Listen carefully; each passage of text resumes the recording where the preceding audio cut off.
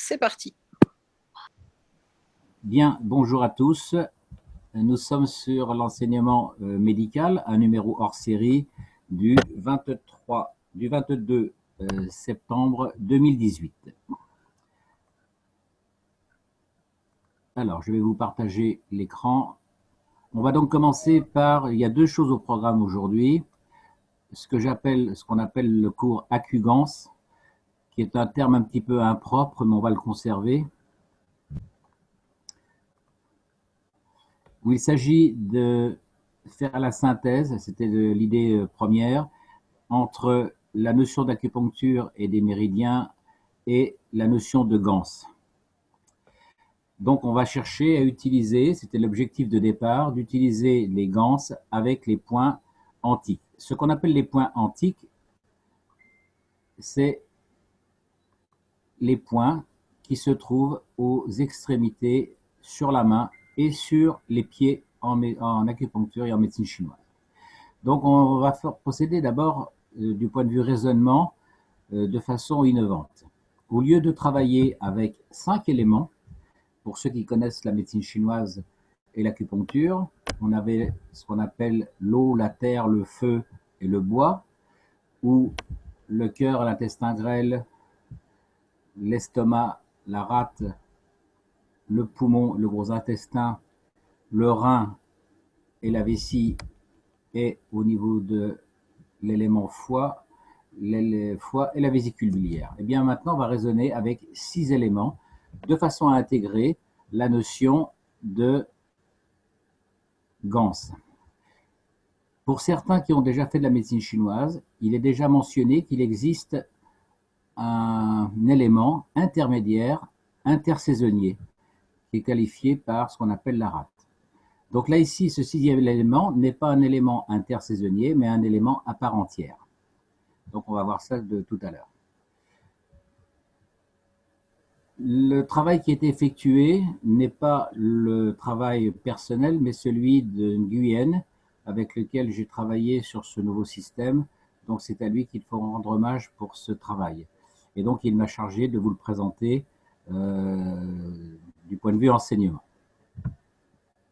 Alors, nous allons voir qu'il y a deux façons d'utiliser les 6 éléments dont on va parler tout à l'heure en relation avec la technologie de Kesh.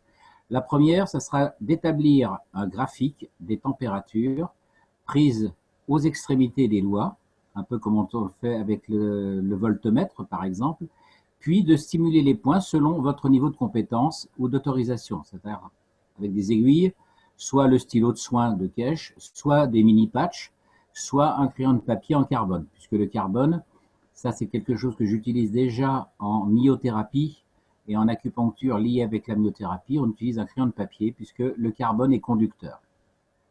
La seconde méthode sera d'utiliser comme outil de bilan de départ et ensuite de l'utiliser comme un outil de validation de votre pratique Kesh, que vous utilisiez des patchs, que ce soit une unité de soin ou bien le liquide plasma comme boisson de traitement.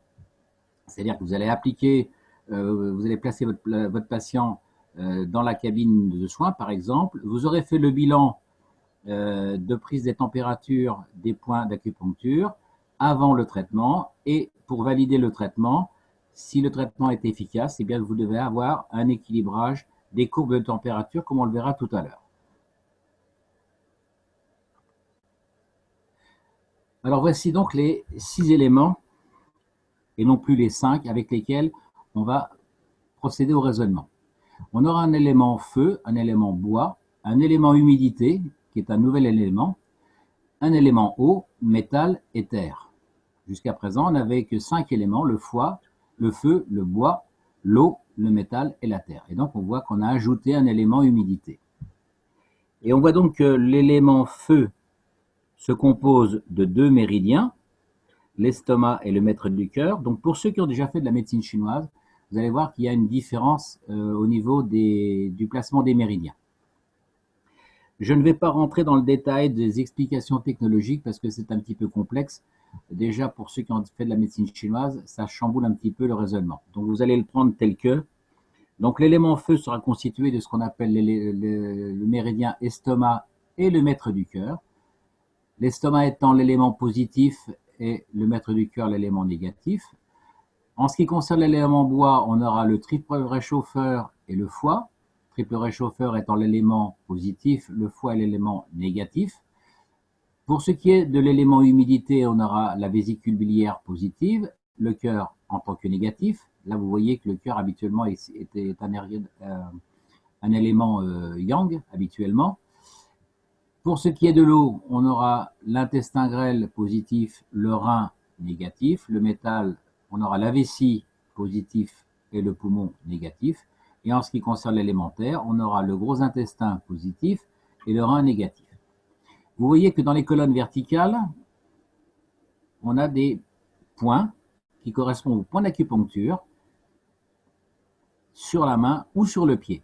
Et ils sont numérotés de 1, 2, 3, 4, 5. Ensuite, on a un point qui s'appelle L, qui est un point low, le point H et le point K. Et ça pour chaque méridien pratiquement.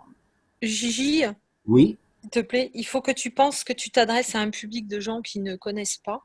oui. Moi, le L, le H, le K, le low, Alors, oui, le plus, le moins, je comprends, vraiment, je comprends Freda. il faut que tu essayes de faire plus simple. Alors, ce tableau-là, vous remarquez que dans chaque colonne, il y a des points numérotés, 1, 2, 3, 4, 5, L, H, K. Pour ceux qui ne connaissent pas la médecine chinoise, ou même ceux qui la connaissent, le L et le H et le K, vous inquiétez pas, c'est simplement pour noter qu'ils ont des emplacements sur le corps humain. Vous remarquez que dans la colonne rouge, tous les points sont ici de couleur rouge, puisqu'ils appartiennent à l'élément rouge. Ici, ils sont tous notés vert, puisqu'ils appartiennent à l'élément vert. De façon à ce que, et ça c'est valable pour tous les méridiens,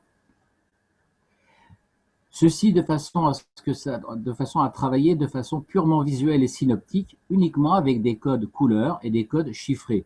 C'est-à-dire qu'il n'y a plus besoin de pratiquer quelques raisonnements, que ce soit du point de vue de la dialectique chinoise, ce qui fait que ce tableau-là, entre autres, est compréhensible par un enfant de 8 ans. On voit très bien que dans le méridien rouge, il est cerclé en rouge, donc il appartient au méridien rouge, soit le positif, soit le négatif. Et on voit bien que chaque élément a sa propre couleur chiffrée.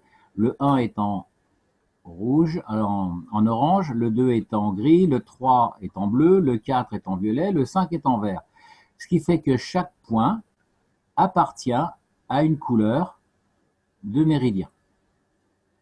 Voilà, ça c'est pour la compréhension, si vous voulez, du tableau. Et ça, c'est dans chaque méridien. Si on prend par exemple le méridien bleu, par exemple, on voit ici qu'il démarre à numéro 1, 2, 3, 4, 5, LH, on n'en tient pas compte pour l'instant, et que le numéro, donc ils sont tous cerclés en bleu, puisqu'ils appartiennent au bleu, ce qui fait que tout à l'heure, quand on verra dans des tableaux un petit peu différents, on saura que un cercle bleu, ça appartient au méridien haut, soit l'intestin grêle, soit le rein. Voilà. Donc on n'a plus besoin, à la limite, de retenir le nom des méridiens. On va simplement regarder couleur bleue et le chiffre violet ou le chiffre 2 vert ou le chiffre 3 rouge pour savoir quel est le point à effectuer.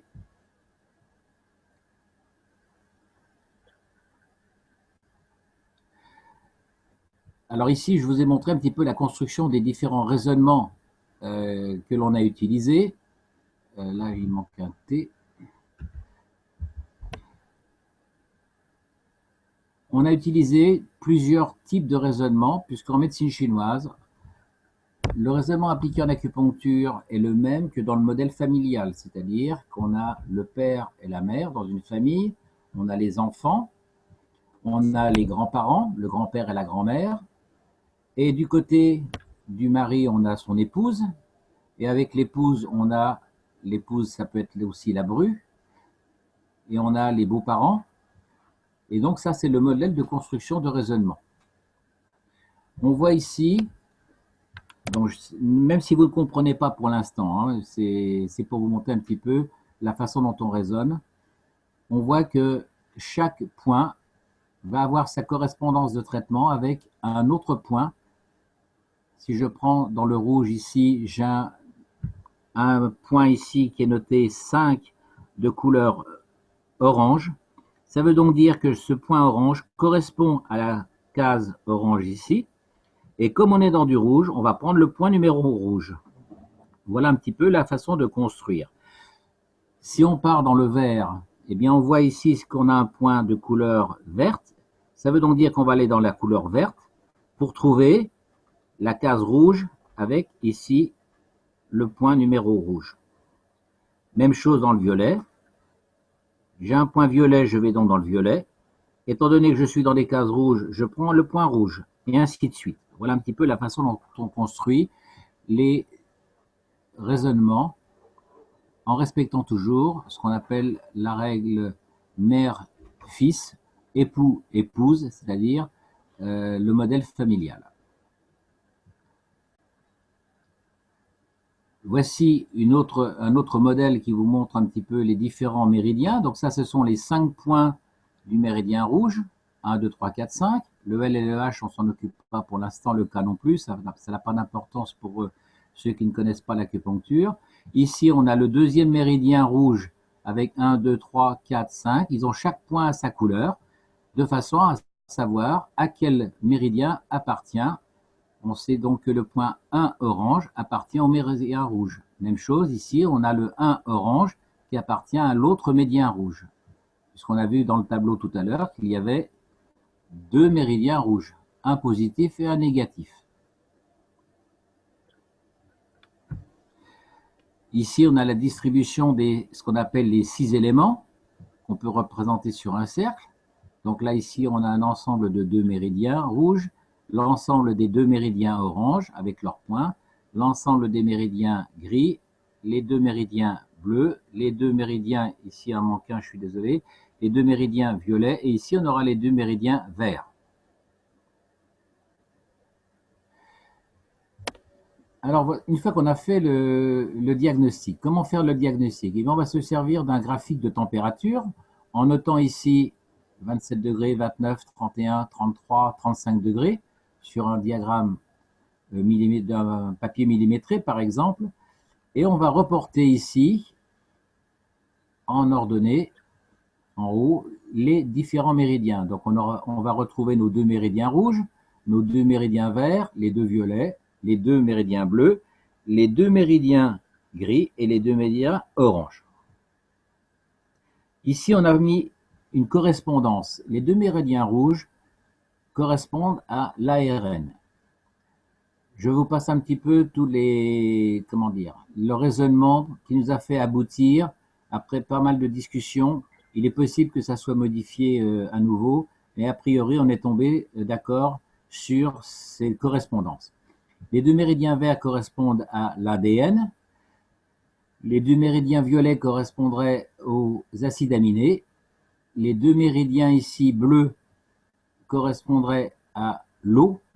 Les 2 méridiens gris correspondent aux métaux et aux métalloïdes. Et les 2 méridiens orange correspondraient aux oxydes et aux sels. Donc ici, c'est de façon à établir la correspondance avec la technologie que l'on utilise avec le plasma. Donc dans le plasma, on parle de l'ARN, de l'ADN, des acides aminés, de l'eau, des métaux et des sels et oxydes.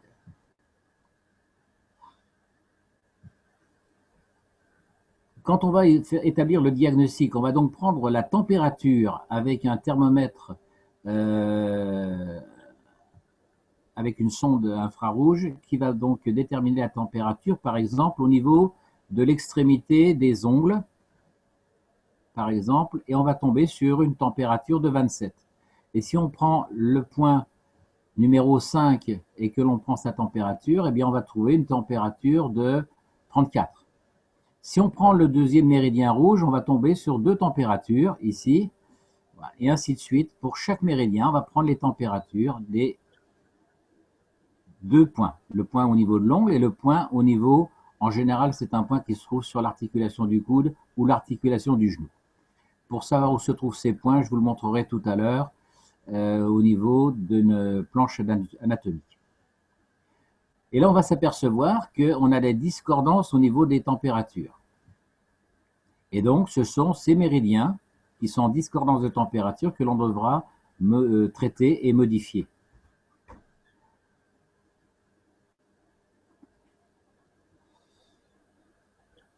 Le traitement va donc consister en fait à faire remonter la température la plus basse. Donc ici, si on regarde le méridien E estomac, on voit que la température est trop basse, donc il va falloir trouver les points qui vont faire remonter cette température.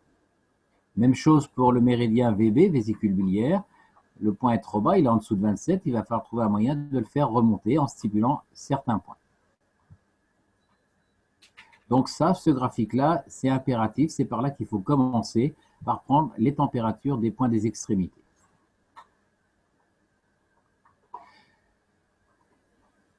Alors maintenant, je vous montre le tableau final avec lequel en fait on travaille. Tous les autres diagrammes que j'aurais pu vous montrer étaient des diagrammes de construction pour établir le raisonnement qui nous a permis d'arriver à ce tableau synoptique global. Pour chaque traitement, on aura 8 points à faire. Systématiquement, on fera le point que l'on appelle ici le 1CH ou le 4TM. Le 1CH, c'est le point 1 G de mot. Pour les gens qui ne connaissent pas et qui ne savent pas où il est, c'est le point qui se trouve en plein milieu du scrotum. Le 4 Tumo est un point qui se trouve sous la deuxième vertèbre lombaire, qui est le point qu'on appelle le Mingmen. Pour ceux qui connaissent l'acupuncture, il est sous l'épineuse de la deuxième lombaire. Ces deux points sont à faire systématiquement. Le 4 Tumo ne pose aucun problème pour être stimulé. Le 1 Genmo, s'il vous plaît, demandez la permission de traiter ce point puisqu'il se trouve sur le scrotum. Si vous le faites avec le stylo cache, il n'y a pas de problème. Si vous le faites à l'aiguille, c'est votre problème et votre responsabilité de demander la permission. Et encore, si c'est un adulte, assurez-vous d'avoir la permission de le faire, surtout à l'époque actuelle. Si vous le faites avec le stylo cache, ça va, vous n'êtes pas obligé de déshabiller la personne. Si vous le faites à l'aiguille, ça vous regarde. Si vous le faites avec un patch, il n'y a pas de problème. Mais malgré tout, demandez l'autorisation. Et puis ici, on va avoir une série de points qui seront à faire. Donc, ils se diront toujours 2 par 2. Soit vous allez traiter, vous intéresser à ces 2 cases-là, soit vous allez vous intéresser à la case bleue et à la case orange, soit vous allez prendre la case verte et la case bleue comme point de référence. Et vous allez chercher les points en faisant le point 3 et 4, ici, le 3L, le 4L. Dans la case bleue, vous prenez le point numéro 1 plus 3, rouge, le point 2. Alors, ces points-là, il n'y a pas besoin de faire un raisonnement. Une fois qu'on a le tableau, il suffit d'aller regarder dans le premier graphique que je vous ai montré tout à l'heure. Rassurez-vous, lorsque vous aurez fait ce cours, hein, vous n'arriverez pas à faire les traitements. Hein. Mais j'essaie de vous expliquer le raisonnement. En fait, il faut simplement se référer. Donc, on est dans un méridien rouge, vert, violet, bleu. Donc, vous n'avez pas besoin de connaître les noms, en fait. Hein. Méridien rouge, il est positif. Méridien rouge, il est négatif. Et en fonction, maintenant, désolé, voilà. Donc, vous allez prendre ici, sur un méridien orange, vous allez prendre le point 5 orange sur le méridien violet, le point 6 violet sur le méridien orange, etc. Et donc, vous savez tout de suite où est le point au niveau des planches anatomiques. Donc, ce qui est intéressant ici, c'est qu'on n'a plus besoin de jongler avec les raisonnements. Il suffit de savoir que le point numéro 5 orange appartient à quel méridien et à quel point appartient le point numéro 3 violet.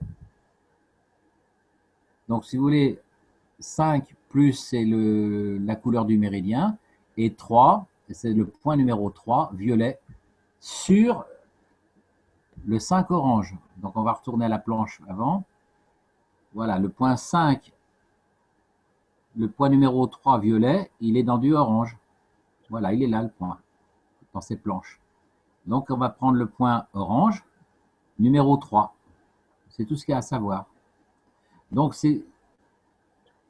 cette construction a été faite justement pour éviter tous les raisonnements aléatoires auxquels on peut se référer en médecine chinoise.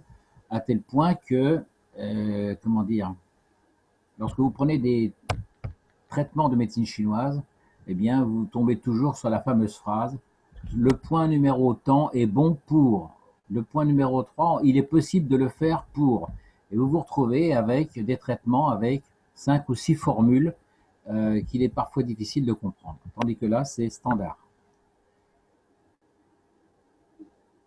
Donc, je vous rappelle à nouveau, on va prendre soit ces deux cases-là, orange et verte, en fonction de votre diagramme que vous avez établi au départ. Soit vous allez prendre le diagramme vert et bleu, soit vous allez prendre le bleu et le vert, soit vous allez prendre le orange et le bleu, en fonction toujours du premier diagramme des températures. Si le traitement n'est pas suffisant, vous allez donc passer ensuite à ce diagramme ici, avec le même principe.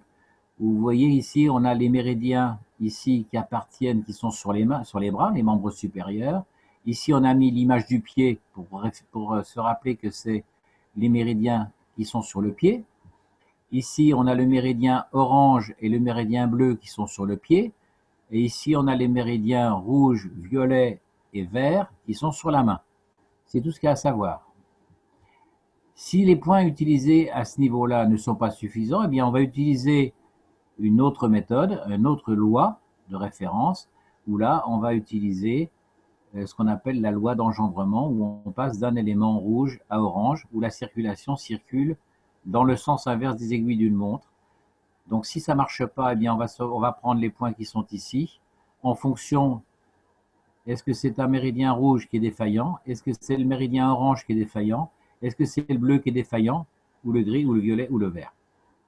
Et en fonction de la défaillance et de l'insuffisance des températures, eh bien, on va aller prendre dans le vert, ici par exemple, méridien vert, point numéro 5, gris, le violet numéro 5, ou alors sur l'autre méridien, le 6 violet, le méridien violet, le point numéro vert, le point numéro vert. Je vais revenir donc sur le diagramme de départ, voilà, pour qu'il vous montre un petit peu les différents méridiens. On a pris dans le méridien vert le numéro 5 violet, par exemple. Le numéro 5 violet, eh bien, sur les planches d'acupuncture, on sait où il est. On va regarder ça maintenant.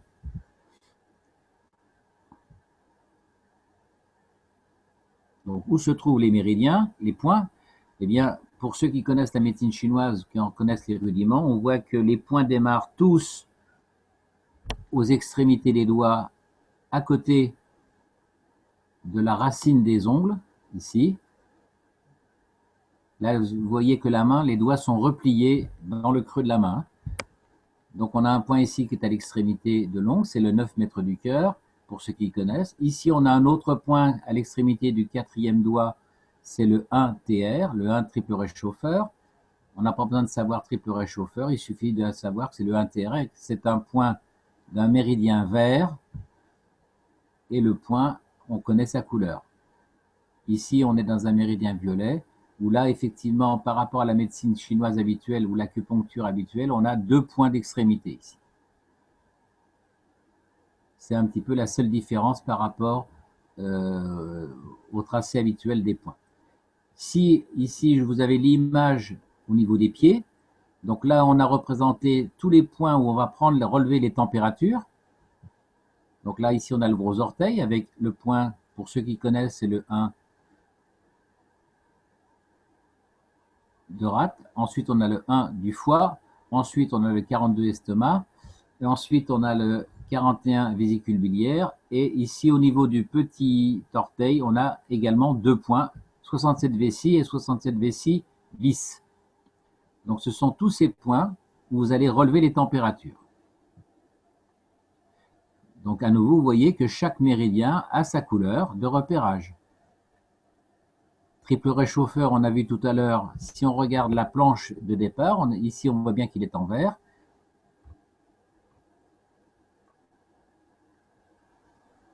Voilà.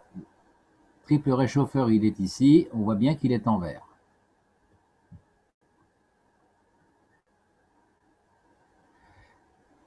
Ici, je vous ai montré une planche habituelle où on voit que l'emplacement de tous les points d'acupuncture sur une planche. Donc là, on a repris les planches traditionnelles habituelles et on a replacé les points avec leur couleur pour savoir où se trouvent les points. Puisque vous aurez à les stimuler soit par l'aiguille, soit avec le stylo cache, soit avec les crayons de papier, soit avec un mini patch.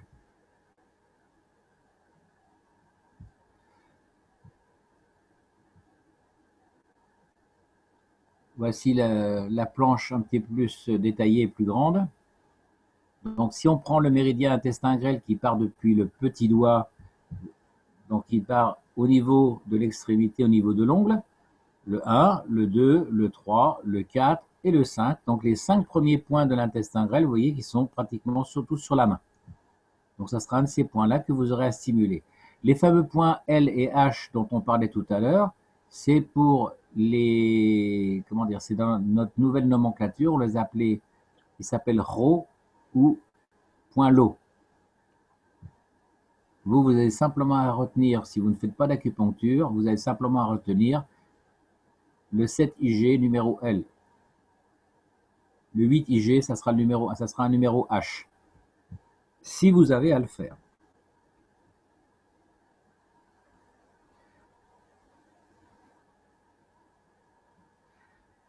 Voilà, je vous ai fait comment dire, un résumé assez succinct, parce que malgré tout, si on regarde bien par rapport à notre objectif qui était d'utiliser les gants, c'était ça l'idée au départ, et de faire correspondre le raisonnement de la médecine chinoise dans l'optique de la compréhension des plasmas et des gants.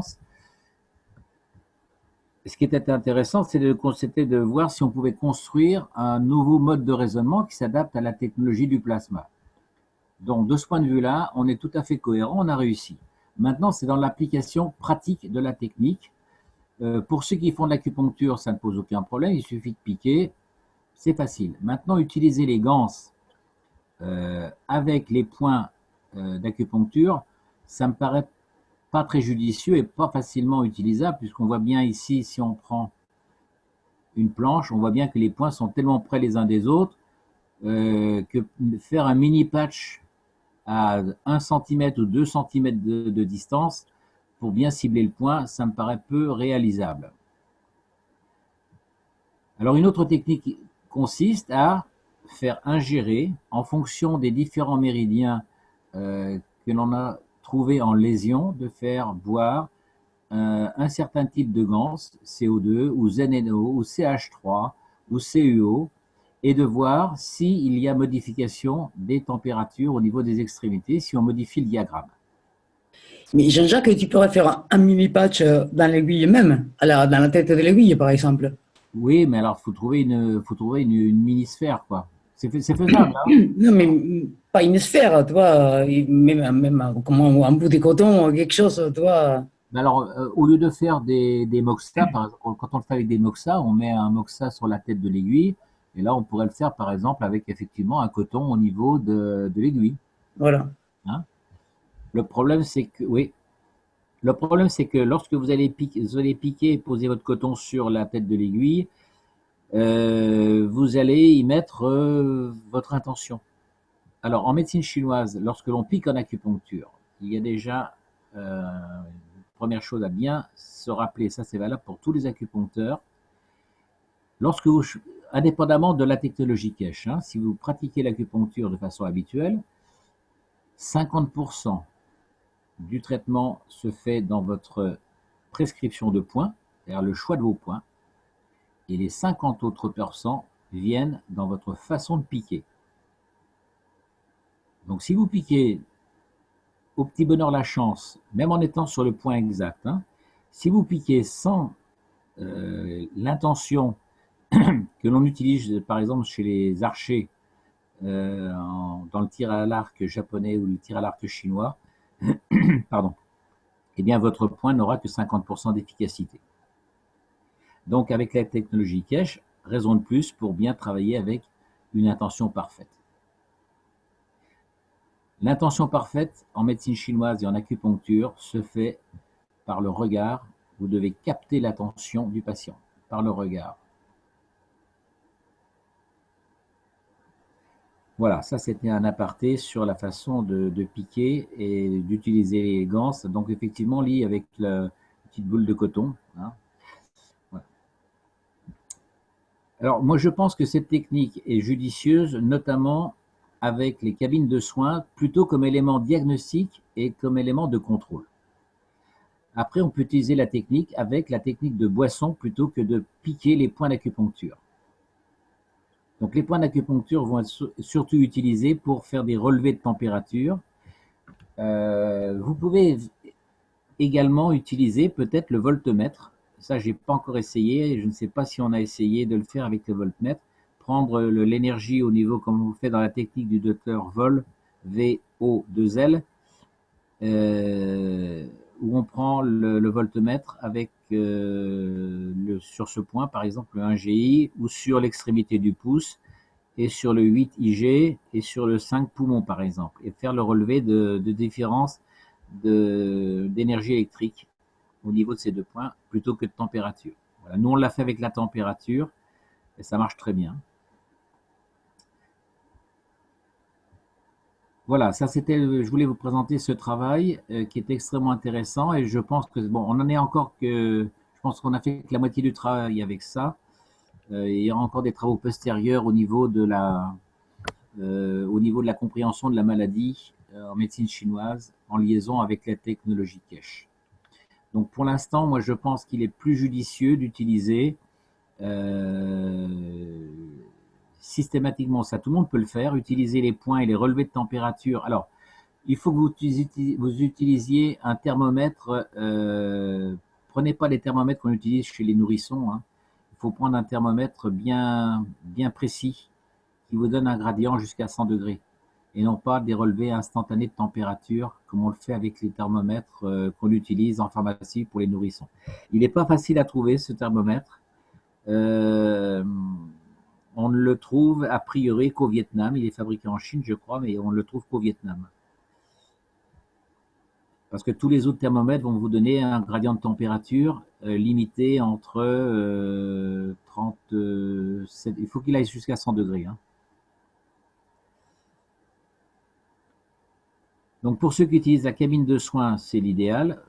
Un test avant et un test après, et vous saurez si vos méridiens sont équilibrés.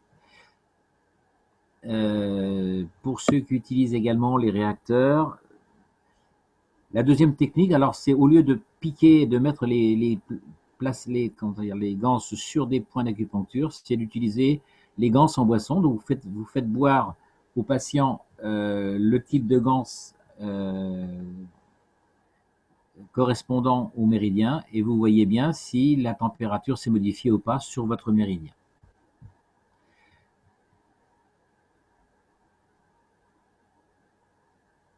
Donc voilà, ça c'était un résumé de cette technique et de raisonnement. Personnellement, je trouve qu'on a fait un très gros travail, un énorme travail au niveau de la compréhension et de la, comment dire, de la synthèse entre la médecine chinoise et la technologie Kesh. Parce que manifestement, il y a un lien entre les deux, mais avec les 5 éléments, si on raisonnait avec 5 éléments, ça ne fonctionnait pas. Donc c'est pour ça que c'est un travail tout à fait original.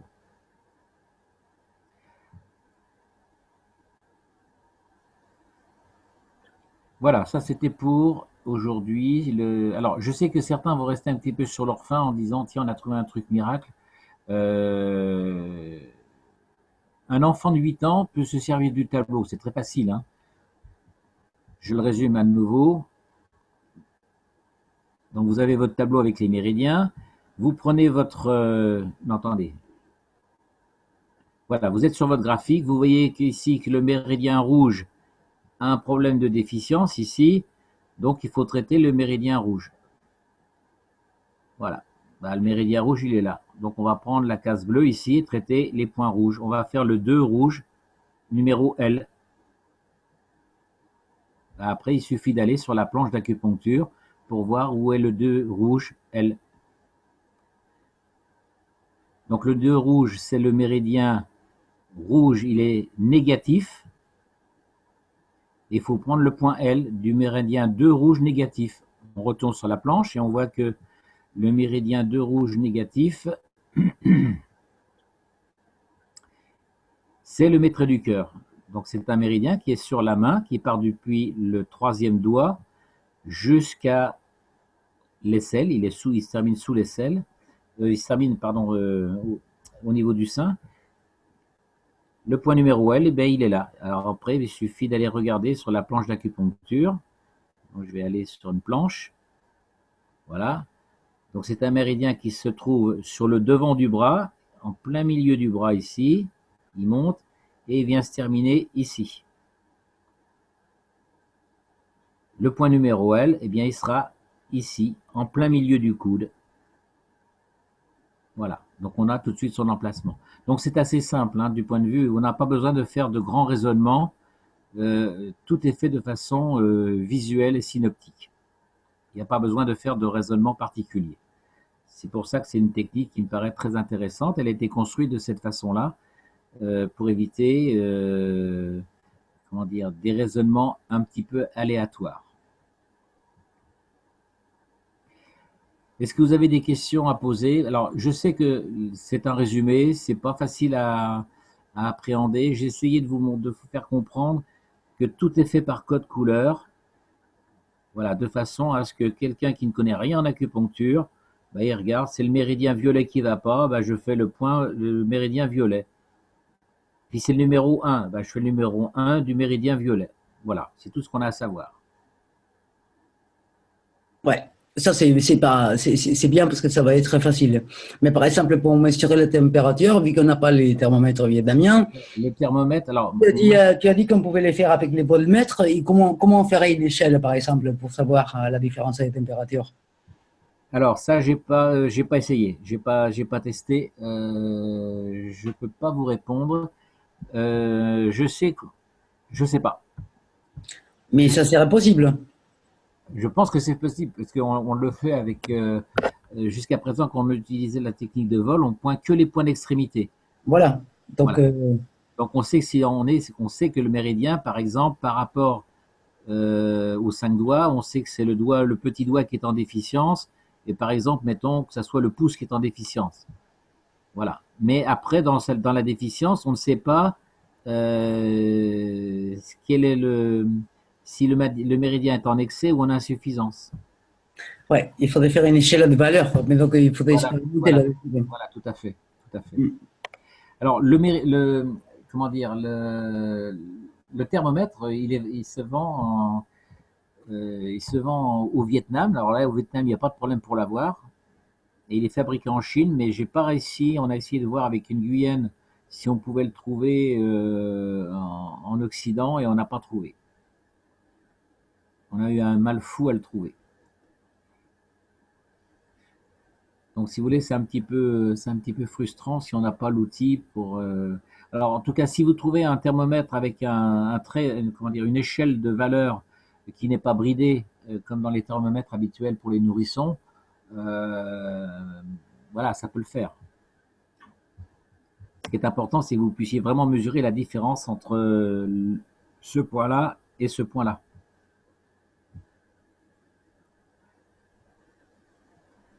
Parce que le thermomètre du nourrisson, lui, va vous dire, dès qu'il y a une petite déficience de température, hop, il va se mettre à sonner. Voilà. Avez-vous d'autres questions malgré tout? Voilà, ce que je voulais surtout que vous reteniez, hein, c'était qu'on a réussi à construire de façon innovante un raisonnement de médecine chinoise qui colle très très bien avec la technologie Kesh, notamment, et bon, je pense que c'est encore perfectible, avec cette notion de l'ARN, de l'ADN, les acides aminés, l'eau, voilà. Et on voit très bien que si on est sur le méridien de l'estomac du maître du cœur, c'est qu'on a un problème au niveau de l'ARN. Si on est ici sur des déficiences au niveau du gros intestin et de la rate, c'est qu'on a un problème avec les oxydes et les sels.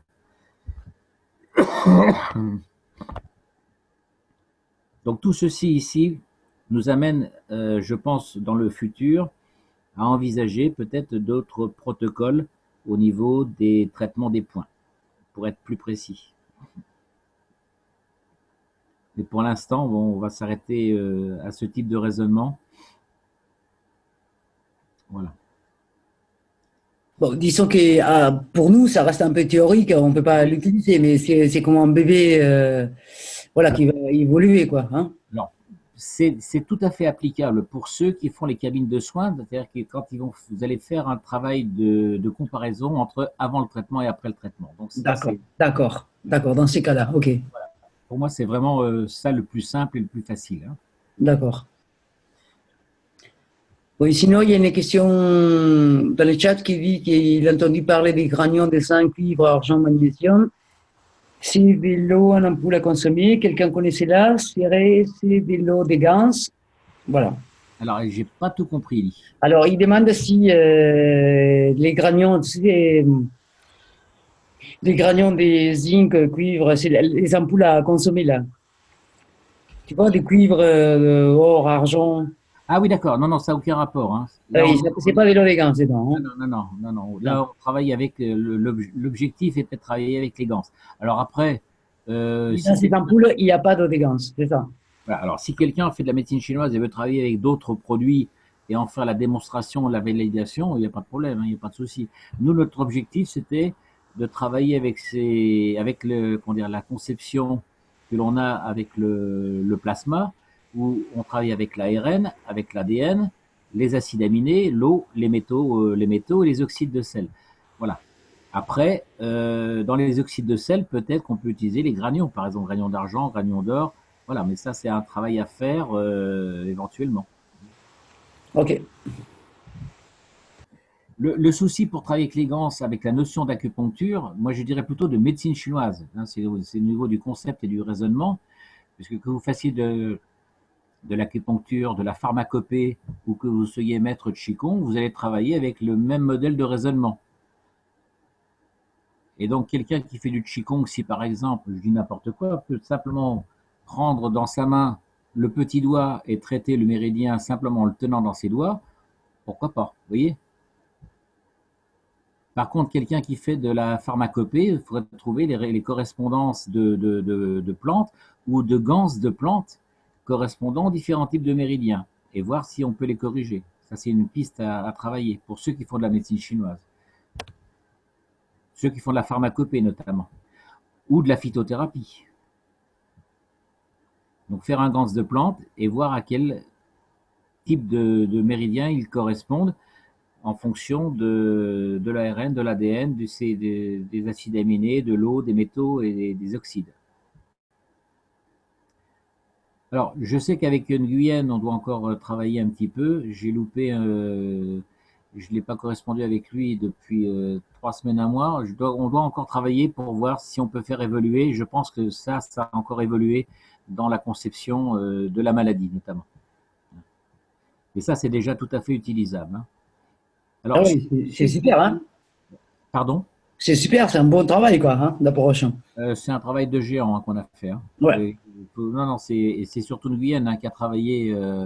Voilà, quand il m'a présenté son travail, moi qui fais de la médecine chinoise depuis 40 ans, il a fallu un petit peu que je mémorise un petit peu les 6 éléments au lieu de 5 et de raisonner avec 6 au lieu de raisonner avec 5. Donc c'est facile hein, pour quelqu'un qui manie, hein. Mm. Voilà. Mais pour quelqu'un qui n'en a jamais fait, c'est très simple, hein, il suffit de retenir les codes couleurs. Voilà, c'est fini, hein. Donc un enfant de 8 ans, il regarde le tableau, pardon, il regarde ce tableau-là par rapport à celui que je vous ai montré tout à l'heure, hein, le diagramme des températures, et il se casse pas la tête, hein, il dit c'est le méridien-là qui va pas, ben, je fais ce point-là, c'est le méridien-là qui va pas, je fais ce point-là, et ainsi de suite. Voilà. Il n'y a pas besoin de s'embarquer dans des raisonnements didactiques comme on le fait en médecine chinoise. Mais on a utilisé les mêmes lois que l'on utilise en médecine chinoise, la loi mère-fils ou grand-père, la loi époux-épouse, le cycle co d'une certaine façon, le cycle d'engendrement, voilà. Et donc, tout ça, c'est vérifiable et ça colle très très bien avec l'ensemble des lois de médecine chinoise. Voilà. Il n'y a aucune faille nulle part, alors que quand on raisonne avec les 5 éléments, il y a une faille. Alors, tu as une question dans le chat qui dit est-ce qu'un thermomètre laser il conviendrait? Un thermomètre laser, oui, tout à fait. Voilà. Tout à fait. Ou sinon, il vient avec un voltmètre, où placer les points communs pour les mesures et à quelle échelle. Voilà, ça n'a pas été étudié. Tout à fait. Voilà. Alors moi, j'ai pas de voltmètre, j'ai plus les moyens en ce moment d'acheter tout ça. Donc s'il y en a qui, voilà, mais un thermomètre laser, absolument. Hein, voilà, il faut qu'il y ait une échelle de 100. Hein. Faut qu'il soit, faut Oui, vraiment qu'il. d'accord. C'est comme ces thermomètres que tu utilises pour les fours et des trucs comme ça, quoi. Mesurer Oui. des températures, quoi, des grandes températures. Ben, voilà, une échelle de gradient très, très précise et assez large, Hmm. hein, de 100, hein. OK. Parce que les températures pour bébé, ça va jusqu'à 40, voilà, 37, 40, et puis c'est tout. Hein, il n'y a pas assez de gradient. Après, il n'y a plus de bébés. C'est pour ça. Voilà, donc ça c'était pour la médecine chinoise. Donc je vous invite à- déjà essayer de prendre les températures pour ceux qui ont les outils. Hein. Et ceux qui ont le voltmètre, vous pouvez déjà essayer. Le voltmètre, ça tout le monde l'a. Hein, voilà. Alors, je vais Oui, on arrêter. a les voltmètres, mais on n'a pas l'échelle des mesures. Donc, Alors, on vous a donné une échelle de mesure par rapport à la maladie, le cancer, etc. Donc, essayez de partir avec cette échelle-là. On a fait un cours là-dessus sur le voltmètre. oui, oui, oui, les documents, ils sont dans les drives. Ouais. Ah, donc, essayez de partir avec cette échelle, de voir sur l'échelle de pathologie, je ne sais plus comment s'appelait le médecin, et de voir si, en prenant état de santé et état de cancer, par exemple, qui est le pire état, de voir si on peut, donc vous auriez par exemple un 0 et un numéro 100. Voilà, si on peut établir un gradient. Ou alors simplement de noter sur, par exemple, si je reviens, voilà, de noter sur ce gradient, au lieu de mettre les températures, on mettrait les échelles du voltmètre. Le cancer serait ici, ici on aurait l'état de parfaite santé, et ici les états intermédiaires. Pardon.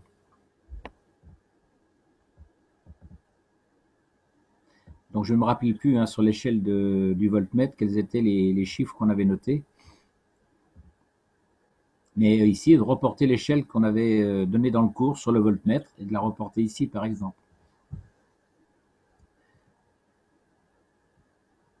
Alors, je vais passer maintenant Attends, il te demande où placer les points communs pour les mesures. où placer les points. Comment pour les mesures? Où placer les points pour les mesures. Les points communs, oui, pour les mesures. Et je peux ouais, et tu peux parler, hein, c'est juste tu habilites ton micro, Oui, est-ce qu'il peut préciser la question parce que je ne comprends pas la voilà. question. Crise-nous, s'il te plaît. Oui, où placer, vous m'entendez là, oui? Oui, Oui, Où placer, pour avoir une tension, il y a 2 points. Donc, je suis d'accord sur les points que vous avez donnés, mais il y a un point commun. Où le placer? Où le point. placer le point commun pour prendre de la mesure? La mesure s'effectue entre 2 points. Oui. Alors, Donc, regarde le schéma ici. Le premier point de ce méridien ici, il est à l'extrémité au niveau de l'ongle. Et le deuxième point, il est ici. d'accord. Donc, c'est une mesure entre 2 points. Oui. D'accord. Alors, oui, tu mesures la température de ce point-là et tu mesures la température de ce point-là. Et tu tombes sur ça, le premier point et le deuxième point. Non, Premier non, point, pardon. deuxième point. Pardon. Je parle pour la mesure de tension. De tension. Oui, pour la tension. Le voltage. Ah, avec le voltmètre. Oui, Ah bah c'est la même chose. Tu prends la tension ici, tu prends ton point, tu fais une mesure ici et une mesure ici. je suis d'accord. On met la pointe à un endroit pour avoir la mesure. La pointe ici et l'autre partie du voltmètre, comme dans la technique du voltmètre, au niveau de la langue. D'accord. Voilà. Le point commun, c'est la langue. Voilà. D'accord. C'est la Alors, question que je posais. pourquoi la langue? Parce que ça résout le problème d'humidité. Tout à Donc fait. là, on aurait une humidité constante au départ. Tout à fait. D'accord? OK. Vous avez répondu à ma question. Ok, merci. Donc là, si vous allez dans le drive, vous me direz si j'ai dit une bêtise. C'est le cours sur le voltmètre est dans le drive. Hein. Exact, Frédéric? Hein. oui, oui, il y est. Il y est. D'accord. Hein. Alors, on va passer, s'il n'y a pas d'autres questions, à la deuxième partie du cours. Alors, c'était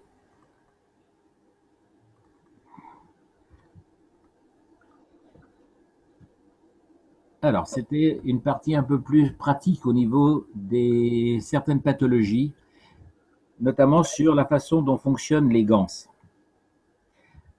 Donc, ça va être un petit peu du rappel pour certaines personnes. Donc, quand on utilise des patchs de ganses ou des sphères de ganses ou des bobines, ces derniers produisent tous des champs Magraves. Donc, les champs Magraves, ce sont à la fois une double propriété d'un champ, il est à la fois magnétique d'un côté et gravitationnel de l'autre.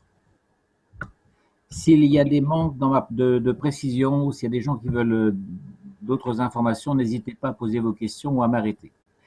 Si on place l'un d'eux devant et un autre derrière, par exemple un patch devant et un patch derrière une lésion quelconque, on va donc créer une boucle et au centre de cette boucle va se former un champ résultant qui va donner au corps ce dont il a besoin et il va extraire ce dont il n'a pas besoin. Je vous ai fait le schéma ici. Prenons par exemple un ganse avec une certaine force, un deuxième ganse avec une certaine force. Ils ont leur rayonnement ici, ici. Et donc, à l'intersection, on va avoir le champ résultant. Sachant que le ganse le plus fort donne au plus faible. Et donc, on va avoir la possibilité pour le corps de faire ressortir ou d'extraire un matériau en excès dont le corps n'a pas besoin. Et cette partie, ce matériau en excès va être drainé par le plus faible.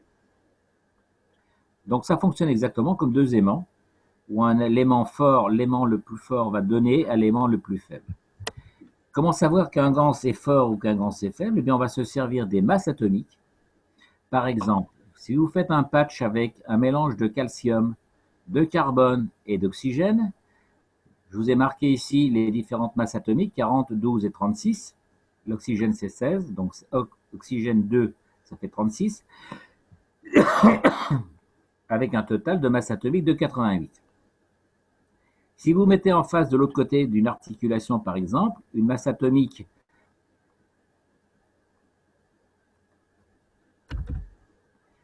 avec du zinc et de l'oxygène, eh bien, vous aurez 60 de masse atomique plus 16 avec un total de 76.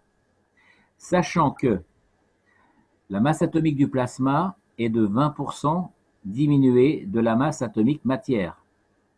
Donc, la vraie masse atomique de votre plasma ne sera plus de 88, mais de 20% de 88, c'est-à-dire environ 60. Pardon. Même chose ici pour la masse atomique en matière. Dans la matière, on a 76 de masse atomique. Et donc là, on aura une masse atomique de plasma de 20% de 76. Voilà un petit peu le principe. Hein. Donc par exemple, si on parle du cancer du sein où on a la plupart du temps une calcification multiple avec des granulés de calcium dans le sein. Donc le calcium est donc en excès. On va essayer de le drainer, cet excès de calcium, exactement comme on le ferait avec un aimant. Donc on va mettre du calcium dans un des patchs de façon à attirer le calcium dans le patch. Voilà un petit peu le principe de travail avec les ganses. Alors voici maintenant quelques exemples de pathologies. Donc dans le cas d'un simple rhume,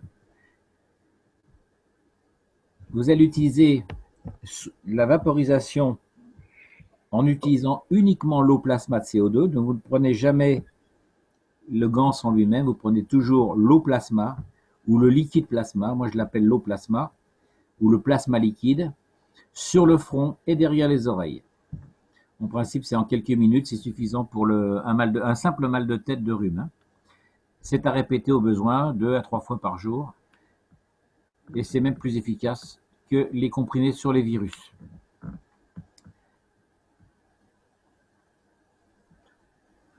Donc le CO2, c'est pratiquement un des produits à tout faire, notamment dans les douleurs. Et là, on a un mal de tête, donc on va utiliser le CO2. là, on a marqué qu'on va vaporiser avec de l'eau plasma. On peut très bien faire des patchs. Un patch de CO2 sur le front et 2 autres patchs derrière les oreilles, par exemple. La vaporisation est largement suffisante. Si maintenant on parle de douleur et d'atrophie musculaire cervicale, par exemple, ou de coupure, on verra que c'est à peu près le même traitement. Eh bien, dans le cas de spasmes, puisque les cervicalgies sont toujours des problèmes musculaires et non pas articulaires en premier, même si, quand on regarde les radios, on a des problèmes articulaires, on a de l'arthrose, l'origine du problème est toujours un problème musculaire et la plupart du temps musculaire traumatique. Donc, dans ce cas, on va faire une vaporisation d'abord avec de l'eau de CuO, avec les acides aminés, de l'oxyde de cuivre. Le CuO, c'est l'agent de constitution neuromusculaire. Rappelez-vous des cours de médecine pour ceux qui ont suivi. Donc, on a trouvé ça dans le cours santé numéro 8 au sujet des muscles.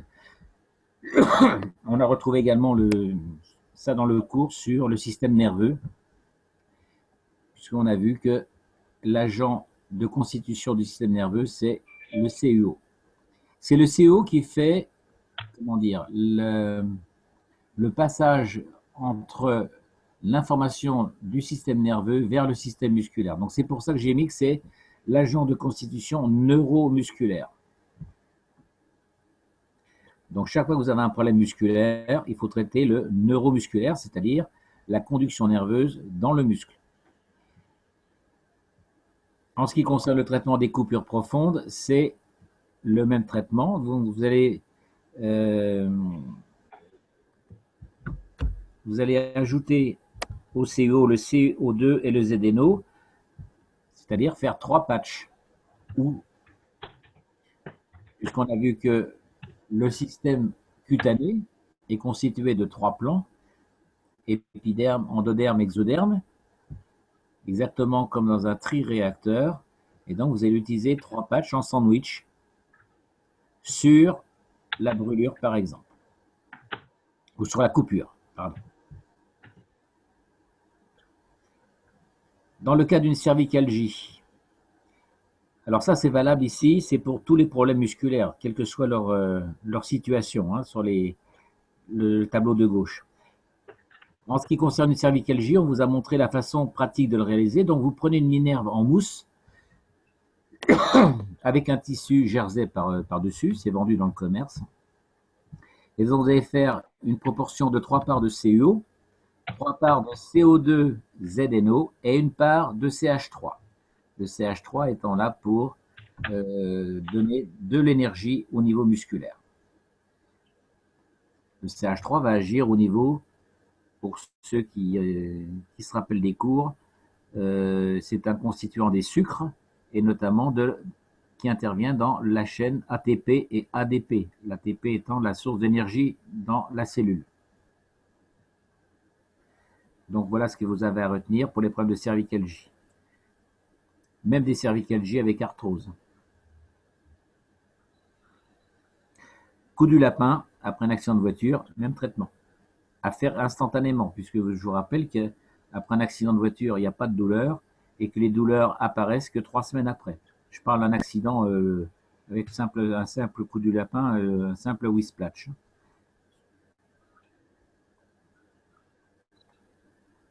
Alors, en cas de douleur simple et de sensibilité ou de migraine, vous allez, pareil, vaporiser la zone sensible avec un liquide plasma CO2 ZNO. CO2, c'est pour la douleur, ZNO, c'est pour le problème émotionnel. En cas d'épilepsie, c'est-à-dire avec des convulsions, donc il y a 2 types d'épilepsie, il y a l'épilepsie rigide et l'épilepsie molle. Donc en cas de convulsion, vous allez utiliser du potassium et du magnésium. Le potassium agit dans la pompe entre la pompe cellulaire, et le magnésium, lui, va agir au niveau de la transmission du système nerveux, la transmission de la conduction nerveuse. Donc vous allez ajouter ces 2 plasmas en plasma liquide avec du CO2 ZNO. Jean-Jacques, Oui. il te demande pour le cervical si tu mets des acides aminés. Oui, vous pouvez. Dans tous les traitements, vous pouvez mettre des acides aminés. Une goutte suffit, hein.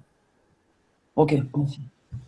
Alors, par exemple, ici, vous avez vaporisé la zone sensible avec du plasma CO2 ZNO, une goutte d'acide aminé CO2 et une goutte d'acide aminé ZNO. Puisque je vous rappelle que l'acide aminé, lui, son rôle est d'agir à une puissance 100 fois supérieure à un plasma simple, mais il fait surtout la jonction avec le corps physique.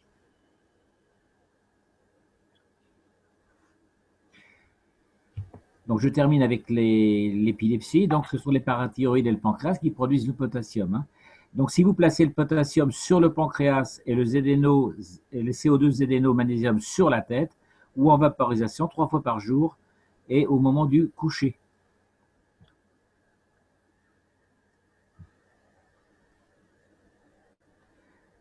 Je vous rappelle que magnésium, c'est le centre, c'est l'âme. Vous vous rappelez de ça? Vaguement. Vaguement. Pardon, alors attendez. Je vais vous refaire un petit schéma. Hein.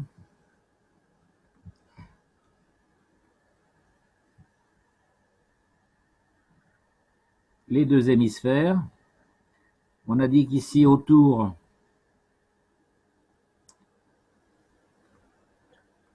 on a la boîte crânienne, le calcium. Au centre, ici, on a le Zn.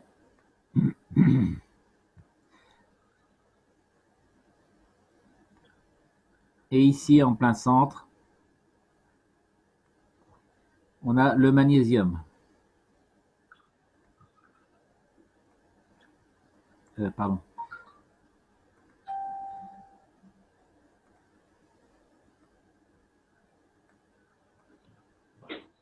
Voilà. Et bien ici, c'est l'âme. Je vous rappelle que le calcium, lorsqu'il tombe, va donner le Zn.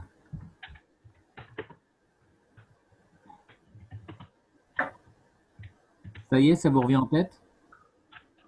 Un peu. Un peu.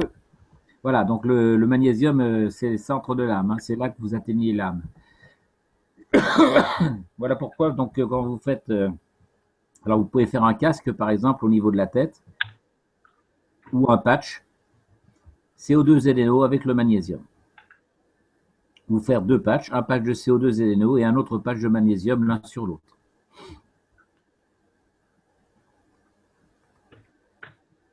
Bonsoir, c'est Catherine. Le magnésium, on peut le prendre les gélules, les médicaments? Oui, mais le mieux, c'est de le faire en forme de ganse. Eh. Donc, Oui, en ganse, mais avec des tablettes, avec des capsules. oui. Merci. Donc, si vous le prenez en capsule, enfin en tablette ou en capsule, prenez un magnésium, comment dire,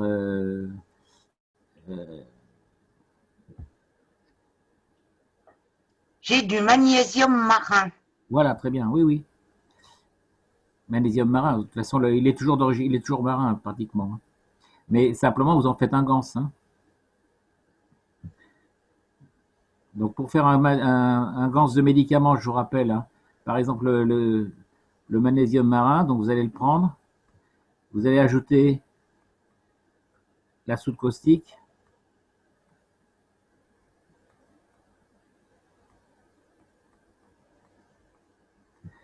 vous mettez tout ça dans un bocal,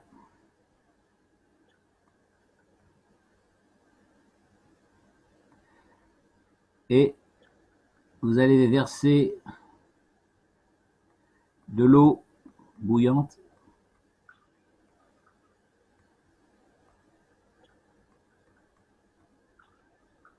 Ça veut dire température, hein. Donc de l'eau bouillante, comme pour faire n'importe quel nano-coating, hein. Vous fermez, vous laissez ça en place 24 heures, Et au bout de 24 heures, vous allez rincer 7, 8 fois de façon à enlever la soude. D'accord? Donc, vous allez avoir ici un dépôt, le dépôt de votre médicament. Vous allez rajouter l'eau, bien sûr. Étant donné que lorsque vous ajoutez la soude caustique sur l'eau, vous avez une réaction effervescente de chaleur. À l'inverse, si vous avez de l'eau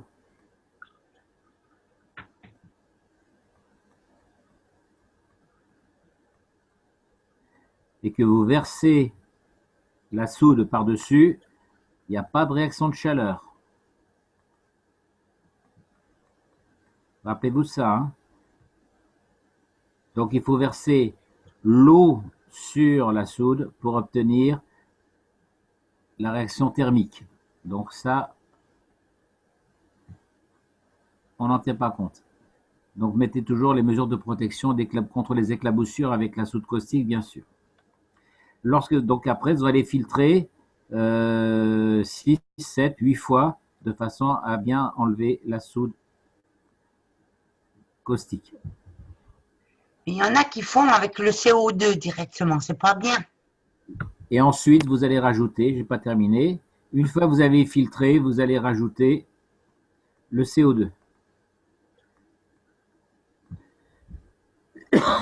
Alors, là ici, vous allez mesurer le pH.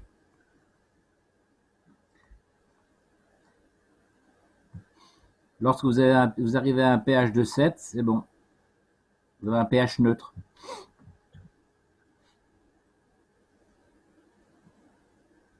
OK? Donc là, si vous travaillez pour faire des médicaments, pour ceux qui en font régulièrement, assez souvent, et de différents types de traitements, vous devez acheter un pH mètre. Hein, ça coûte pas très cher. Mais ceux qui font directement avec le CO2 puis qui mixent, c'est pas bon comme ils font alors. Bah, il n'a pas été nanocoté. Non, mais c'est valide quand même. Mais on peut le faire aussi au CO2.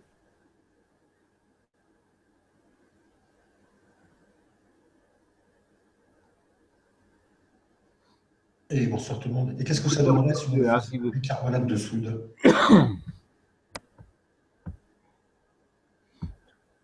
N'oubliez pas que dans l'organisme, on a de la soude, qu'on fabrique notre propre soude caustique. Hein. Et celui qui a posé la question, tu peux parler un peu plus fort, s'il te plaît? Oui. Pardon, oui, bonsoir tout le monde. Qu'est-ce que ça donnerait si on le faisait avec du bicarbonate de soude à la place de la soude caustique? Il n'y a pas de réaction thermique, donc il n'y a pas de nano-coating. C'est comme si tu voulais faire un anneau de cuivre avec du bicarbonate il ne se passera rien. D'accord, merci.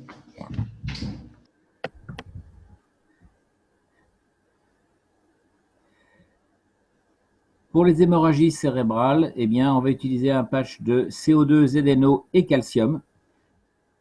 Donc, comme on vient de le voir, c'est le calcium qui va engendrer une pluie de ZNO sur le cerveau. Donc ça, c'est valable pour les AVC, les accidents vasculaires cérébraux.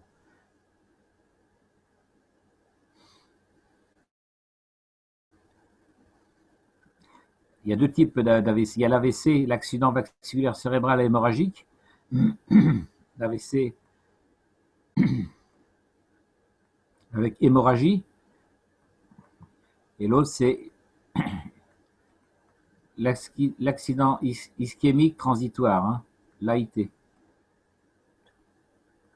Où là, c'est un vaisseau obstrué. Donc, c'est dans ce cas d'AVC ici, avec hémorragie à l'extérieur des vaisseaux. Donc, vous allez utiliser le CO2, ZNO et Ca, calcium, de façon à stopper ou à réparer l'hémorragie.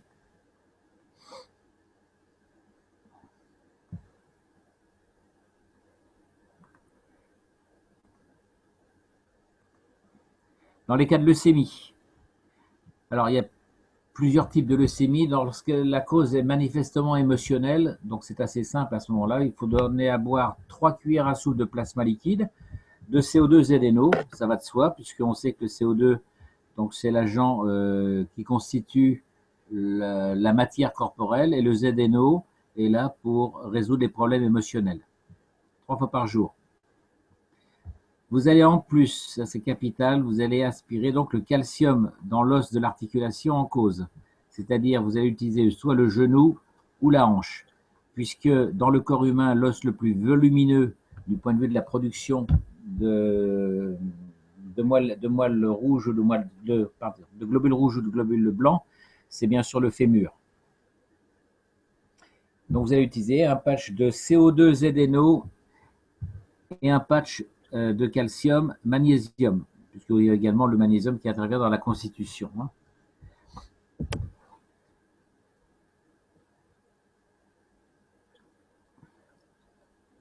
Alors vous allez toujours respecter ce qu'on appelle un gradient, comme on l'a vu dans le tout début du cours. Donc vous allez calculer les masses atomiques de façon à avoir un gradient entre un côté du patch et l'autre côté.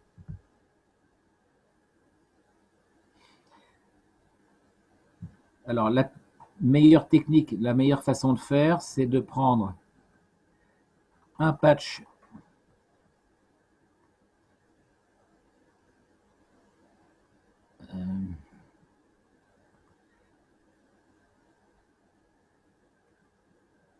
CO2 magnésium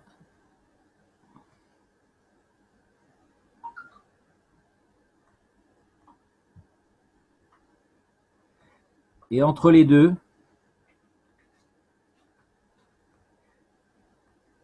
vous allez placer le calcium.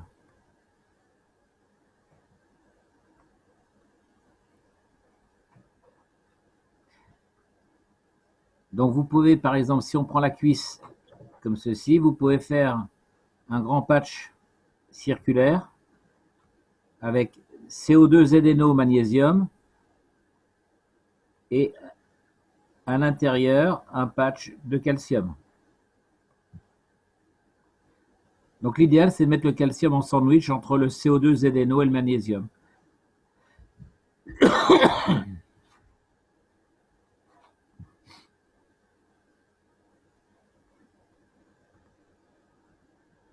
C'est OK? Oui. Ouais, il y a Balich qui te demande si quand tu as une côte pour faire un gaz de magnésium, tu le mets dans un bac en plastique ou en verre? Alors, le mieux, c'est de faire un patch Il faut faire un gaz de magnésium. Non, non, non, non. La question, c'est que quand tu fais du gaz de magnésium, est-ce que les récipients que tu utilises, c'est du verre ou du plastique? L'idéal, je pense que c'est en verre. Ok.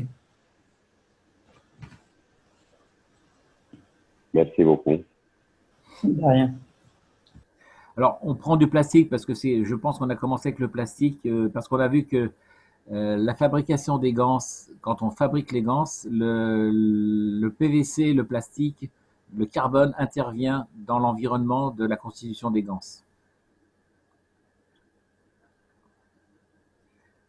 Maintenant, si vous prenez en verre, c'est très bien aussi.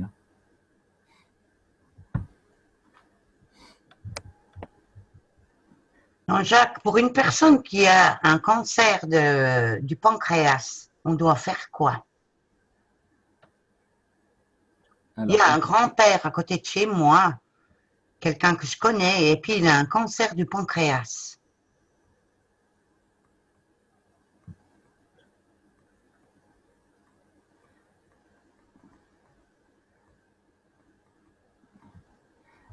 Il voit son médecin et il faut faire une demande d'analyse. Quel est le métal en excès? Alors, c'est jamais le magnésium en général. C'est magnésium, calcium, ça peut être potassium. On a vu le potassium par rapport au pancréas, éventuellement le fer. Voilà, ces métaux-là, il faut rechercher quel est le métal en excès.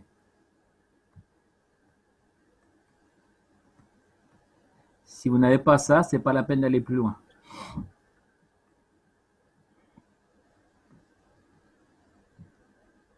OK?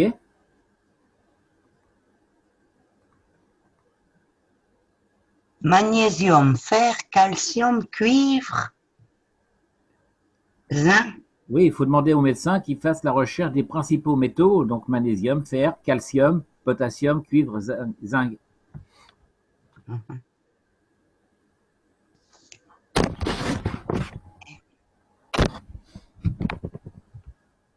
Et puis après, Et bien après, tu fais une application, tu fais un patch avec celui qui est en excès. On a vu tout ça dans les cours hein, déjà. oui, ça je sais. Hein? Donc ici, je vais vous retracer le corps humain vite fait. Cage thoracique. Le pancréas, il est ici, sous les dernières côtes. Donc vous allez mettre un patch devant et un patch derrière. Et vous allez avoir une interaction, bien sûr, entre les deux. Donc vous allez créer un gradient. Donc si je ne sais pas, hein, par exemple, si c'est le potassium qui est en excès,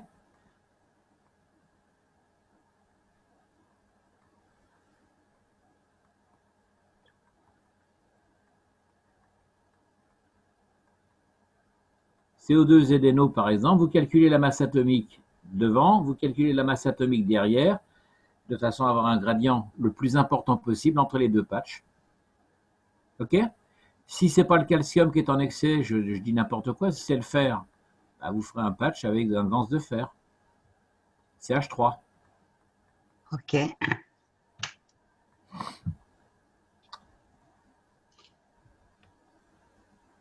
OK? Ok. Donc en fait, vous faites un Vance du métal en excès. Ok. C'est toujours le même principe, hein, mais c'est pas la peine de traiter. Alors, dès le départ, par contre, dans le cancer, vous commencez toujours par un traitement CO2 ZNO, 15 jours. Première chose à faire, c'est ça. En boisson.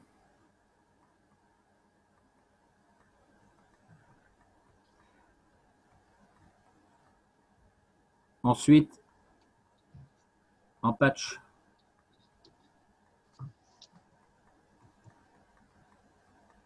Plus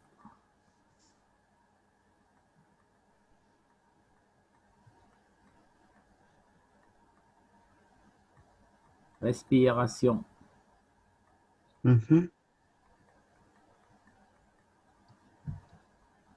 Donc, soit avec la coupe de vie, soit avec le tuyau du système de Rodrigo, soit avec le modèle que je vous ai montré. C'est à peu près la même chose, mais moi, je l'ai fait sous forme de cigarette.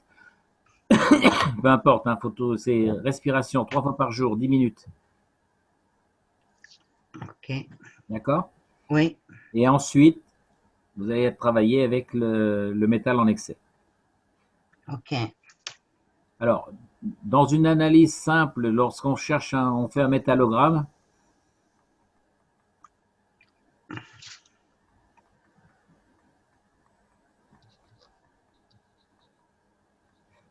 donc vous faites un métallogramme et là-dedans, en principe, vous allez trouver pratiquement tous les principaux métaux qu'on cherche habituellement. Hein. Mais si vous n'avez pas fait ça, vous êtes à travailler dans le vide. Hein. Mais moi, je viens de le savoir il n'y a pas longtemps, il y a la semaine passée. Oui, oui, mais bon, tout ça, on avait déjà vu ça, Christian. Hein? Donc, il faut chercher toujours le métal en excès. Mais en attendant, vous faites CO2 ZNO. C'est impératif pendant les 15 jours. Ok.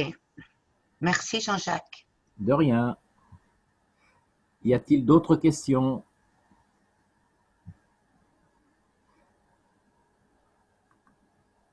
Alors, j'ai vu tout à l'heure dans le Zoom qu'on parlait d'un problème. Je suis en train de chercher. C'était... Ah oui, par rapport à l'autisme.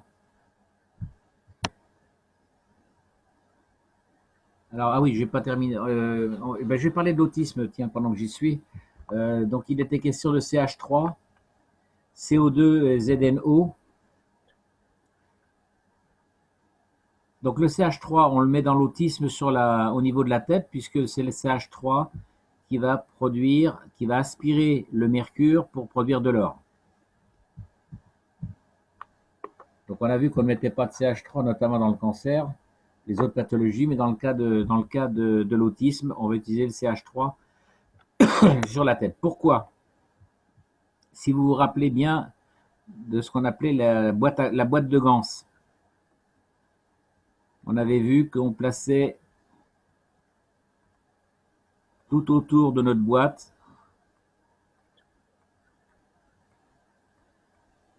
le CH3 qui représente la matière, l'énergie. Et qu'au centre, on plaçait le CO2 et le ZNO. Donc voilà pourquoi on va prendre le CH3 au niveau de la tête et ensuite le CO2 ZNO.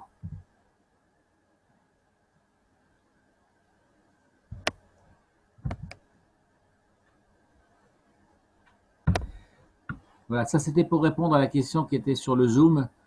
Frédéric avait avait retransmis le post de, je crois que c'était Caroline. Hein, Caroline, oui. Carolina, qui parlait de l'autisme avec l'utilisation de CH3 et vous aviez du mal de traduire. Voilà, donc c'était en fait, ça pouvait effectivement porter à confusion. Donc le CH3, lui, on va le mettre sur la tête puisque il va permettre au mercure de passer de mercure à Il se transforme en or, c'est ça qu'il avait dit, M. Kesh. Oui, c'est ça. Hein, voilà, le CH3 est donc à l'extérieur, merci, et CO2 et ZNO sont au centre à l'intérieur.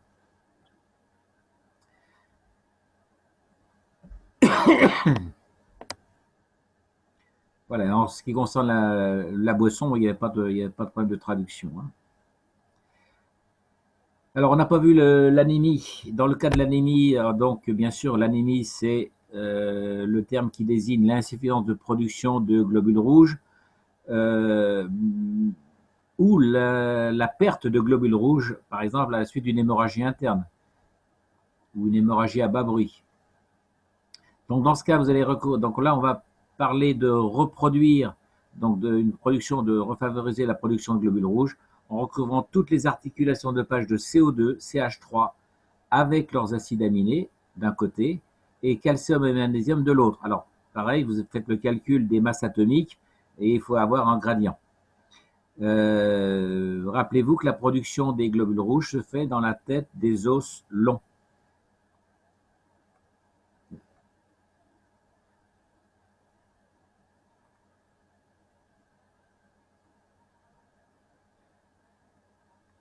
La production se fait là-dedans. Hein.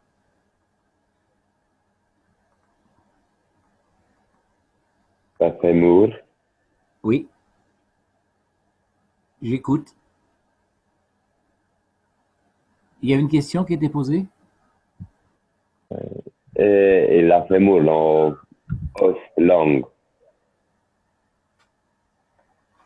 Les fémurs. J'ai pas bien compris la question. C'est non une question, c'est une affirmation. Le os long est comme les piedi, comme je dis. You speak English? Yes. You can try to speak in English if you want. Okay, it's not a question. It's about one affirmation. It's a long bone, like femur, like a foot, no?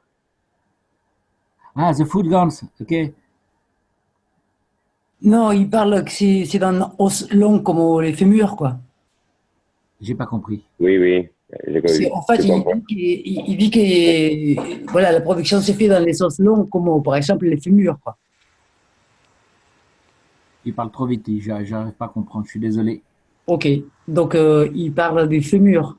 Ah, le fémur, oui. Voilà, voilà. Il affirme qu'il a qui s'est fait la production. Oui, tout à fait. Voilà. Tout à fait. Alors, on parle du fémur parce que comment dire, c'est l'os le plus important dans la production des globules rouges et des globules blancs. Donc c'est pour ça qu'on parle du fémur. Mais sinon, la production se fait quasiment dans tous les os. Mais du point de vue pratique, on va travailler sur le fémur, c'est beaucoup plus simple, hein. Sinon, vous pouvez prendre la tête des épaules, pareil.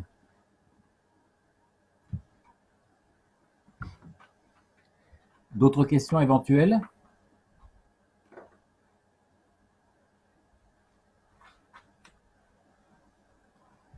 Alors, en ce qui concerne les maladies auto-immunes, donc là, il va s'agir de stimuler la moelle osseuse des fûts fémoraux. Donc là, vous voyez, on a parlé des fûts fémoraux parce que c'est là le principal centre de production des globules blancs.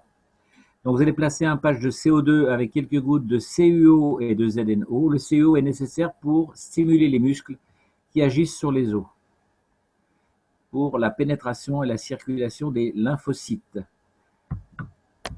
Donc vous n'oubliez pas que traiter les os à gauche, vous placez les patchs à droite et inversement. Alors,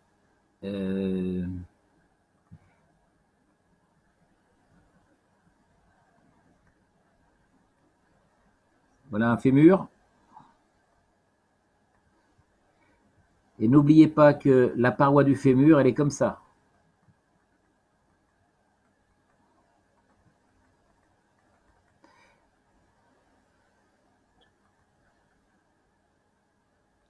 Et que les vaisseaux lymphatiques, donc la lymphe, si vous voulez, va pénétrer la lumière interstitielle au niveau de l'os. Et dans les maladies auto-immunes, eh bien, il s'agit de favoriser ce passage des globules blancs et de favoriser la production ici au niveau de la moelle.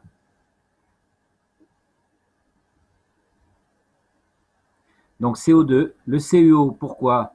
Puisque les muscles sont attachés, ça c'est le tibia par exemple, donc le muscle est attaché au niveau ici du tibia et du fémur par exemple, et donc ces contractions ici vont favoriser l'écrasement ou au contraire le relâchement des vaisseaux lymphatiques et donc favoriser le passage de la lymphe.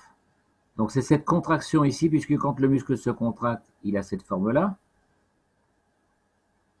Et quand il se décontracte, il a cette forme-là. Donc là, ici, il est moins épais. Donc ici, quand il se contracte, il va donc écraser les vaisseaux lymphatiques. Donc c'est ce travail de contraction et relâchement musculaire qui agit comme une pompe mécanique au niveau des vaisseaux lymphatiques. Donc il faut favoriser le travail musculaire par le CuO.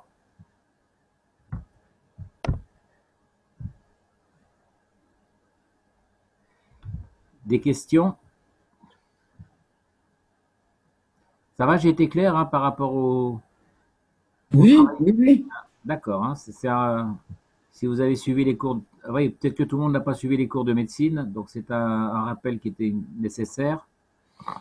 En tout cas, c'est tous découpé, donc il y a les cours juste avec la partie médecine et les titres, donc c'est facile à suivre sur la chaîne YouTube. D'accord. Merci, Elie. De rien. Alors, concernant les émotions avec les idées noires, les émotions suicidaires, on va travailler bien sûr avec le CO2. Le CO2, c'est l'agent de communication, donc qui agit comme transporteur. Le ZNO, c'est l'agent émotionnel majeur. Et étant donné qu'on est dans des émotions suicidaires, donc on a des émotions négatives, donc la personne est vraiment très basse du point de vue émotionnel, on va rajouter des parts de CH3 de façon à remonter l'énergie. Parce que dans l'état de dépression, il y a un manque d'énergie, un manque de vitalité.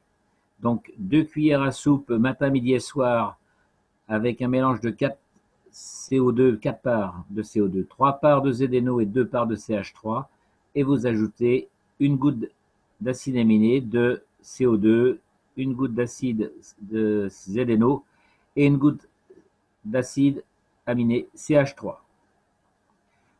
et rajouter 3 fois 10 minutes par jour le tube respiratoire, plus. Le poumon étant l'organe majeur du point de vue émotionnel, qui représente 20% de la nutrition. Poumon,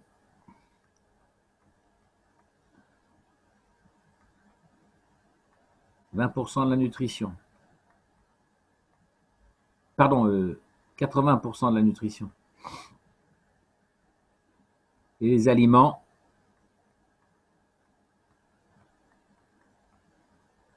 « 20%. Donc c'est vraiment le travail respiratoire qui est le principal. Hein. Alors j'ai mis poumon, on vous rajoute aussi la peau, bien sûr. Hein.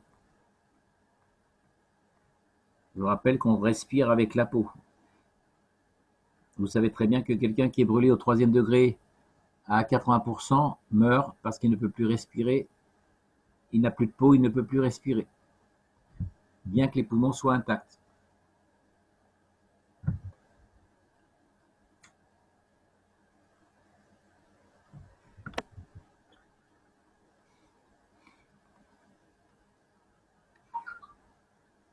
Pas de questions à ce niveau-là? Bon, eh bien écoutez, je crois qu'on a fait le tour de ce que je voulais vous montrer pour ce soir. Si vous avez des questions générales, je vous écoute.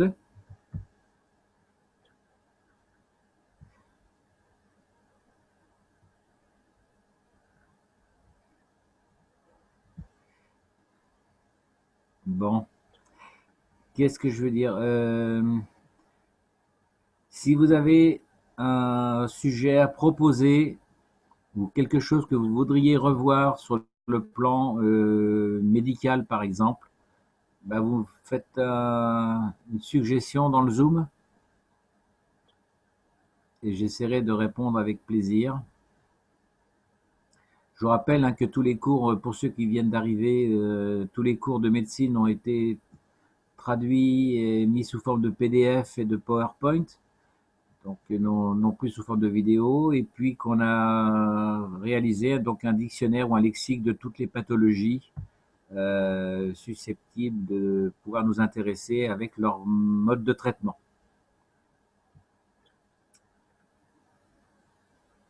Et il est où ce lexique? Pardon? Il est où le lexique? Alors le lexique, je le mets en vente à 49 €. D'accord. Je voulais pas m'en faire ma publicité, mais bon. Non, mais voilà, c'est bien à dire. Ok, merci.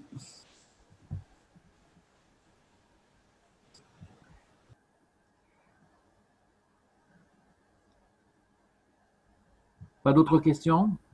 Une question, je suis Danielle à Bordeaux Oui. et je voulais savoir comment on peut avoir justement les infos sur le lexique où il faut s'adresser pour l'acheter. Alors, j'ai pas compris la fin de ta phrase. Où faut-il s'adresser pour avoir le lexique Ah, le lexique? Oui, Ah, oui. Bah, vous m'envoyez un mail. oui, Bon, je voulais pas faire de la publicité. Je suis toujours resté humble. Donc, oui, je suis désolée, mais voilà, bon, donc là, donc le lexique, c'est 49 €. comment? Oui, Mets ton mail dans le chat, Jean-Jacques. Vous m'envoyez ça par, vous envoyez un mail, donc, et puis je vous donnerai mon adresse. Et puis et puis je vous envoie le lexique en PDF. et le mail on l'envoie sur Zoom, sur quoi? Bah, tu vas sur le. Oui, Bah, attendez, on va vous mettre mon adresse mail. Moi, ça me gêne pas si je vous la donne. Hein. d'accord. Alors, attendez, je vais vous l'écrire. Ça me gêne pas.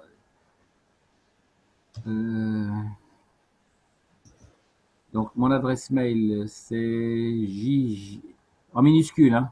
Oui, JJ. Je la mets dans le chat, Jean-Jacques. D'accord.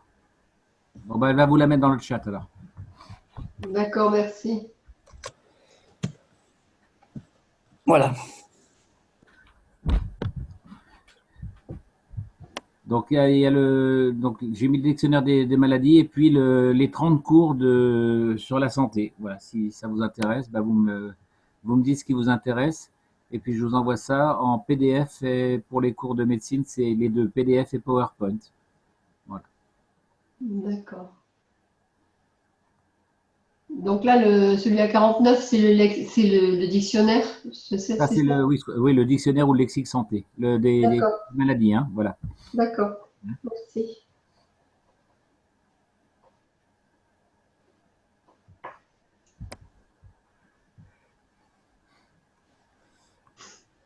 D'autres questions?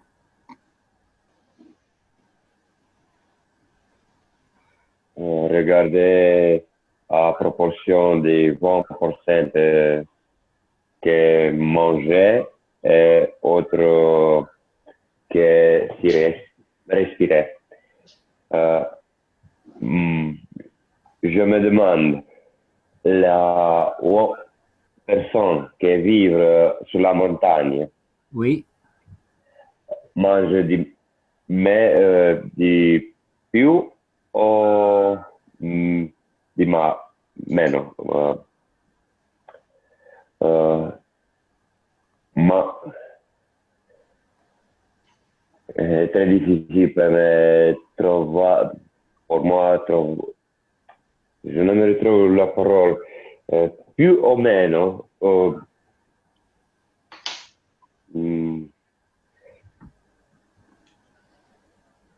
aspetta, la montagna, oddio, la personne mangeait di più, oui, oui. Alors, more aliments or gli uomini di campagna. Oddio, aspetta che la traduzione è un po' difficile. Donc, alors, si j'essaye de redire ce que j'ai compris, hein. Tu veux dire qu'en montagne, l'alimentation et l'oxygène est différente que quand on est au niveau de la mer, c'est ça? Oui, tu comprends très bien. Tout à fait. Alors,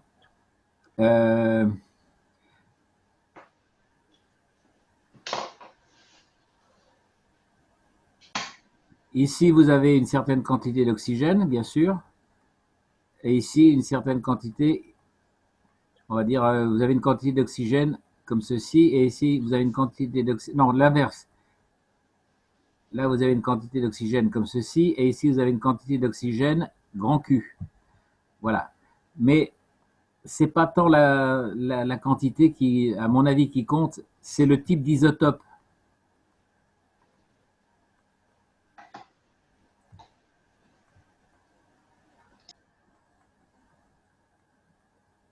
Donc l'oxygène ici n'a pas la même qualité que l'oxygène qui est ici. De même, si vous prenez la Terre, l'oxygène qui est ici n'a pas la même qualité que l'oxygène qui est ici. Ici, vous allez avoir de l'oxygène, je dis n'importe quoi, c'est un exemple, vous aurez de l'oxygène 13, du 14. Ici, vous aurez peut-être de l'oxygène 14, du 16, du 17. Voilà, c'est les proportions d'isotopes qui sont différentes et qui font la différence au niveau de l'oxygène. Bien sûr, il est bien évident que si vous respirez de l'oxygène en haut de l'Himalaya, effectivement, la quantité va jouer. Donc, la quantité d'alimentation au niveau pulmonaire est insuffisante, bien sûr.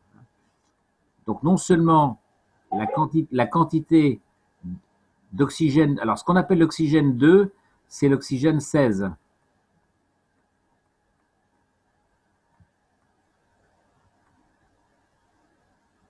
Ça, c'est une moyenne 16. Hein.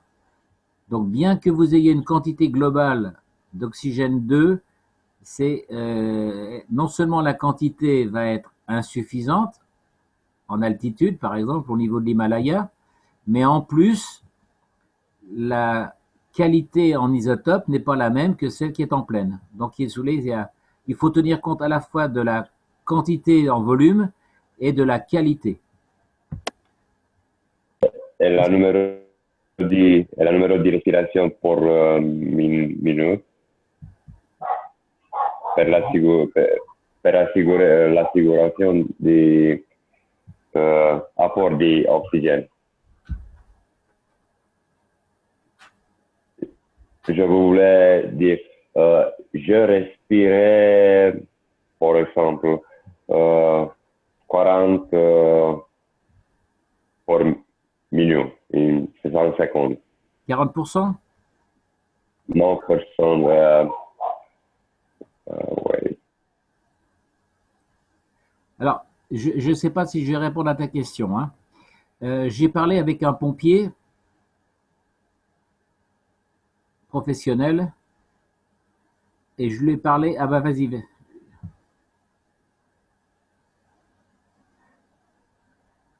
Je respire.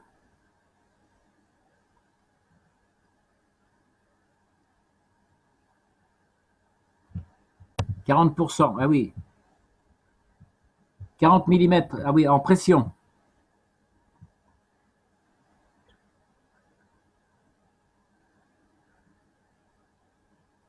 Seconds per minute. In Oui. 1 minute. And another in, I don't know. Ah ok, c'est la respiration afghane? Okay, yes.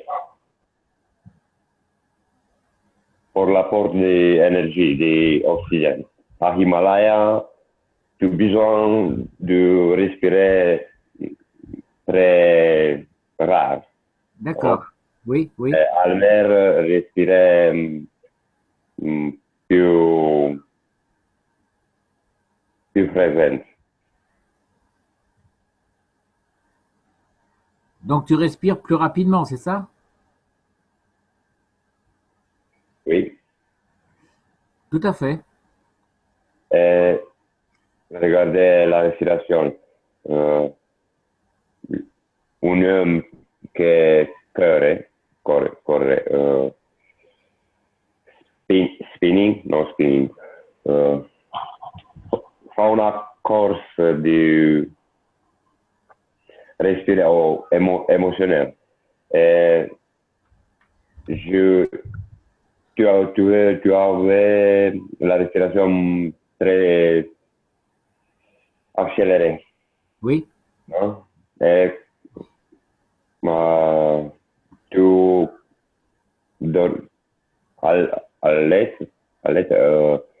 quand tu dormis. When you sleep, you have less respiration per minute.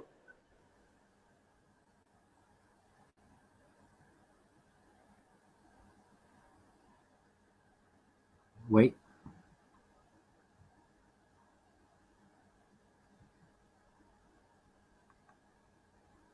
Ok. Qu'est-ce qui se passe in apnée? Oublier respirer. L'apport d'oxygène in cerveau.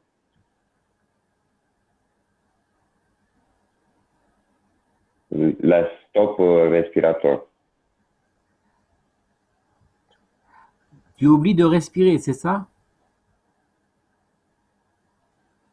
Oui, è una domanda. Qu'est-ce qui se passe oublier quando? When forget You forget to respirer, yes. Yes. Ah ok.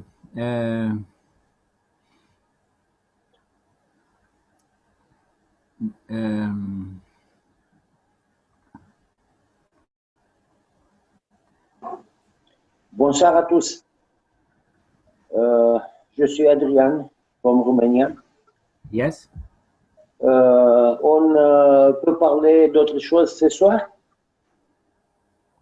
Je vais terminer avec ce que vient de dire la personne et après je te donne la parole. OK? Ok, j'achète. Donc, il a demandé qu'est-ce qui se passe quand on oublie de respirer lorsqu'on est en haute montagne, si j'ai bien compris, hein. Ici, je vous ai fait un os. Ici, c'est la peau. On a vu dans les cours sur la peau et sur l'os que la peau, en fait, est faite de micropores.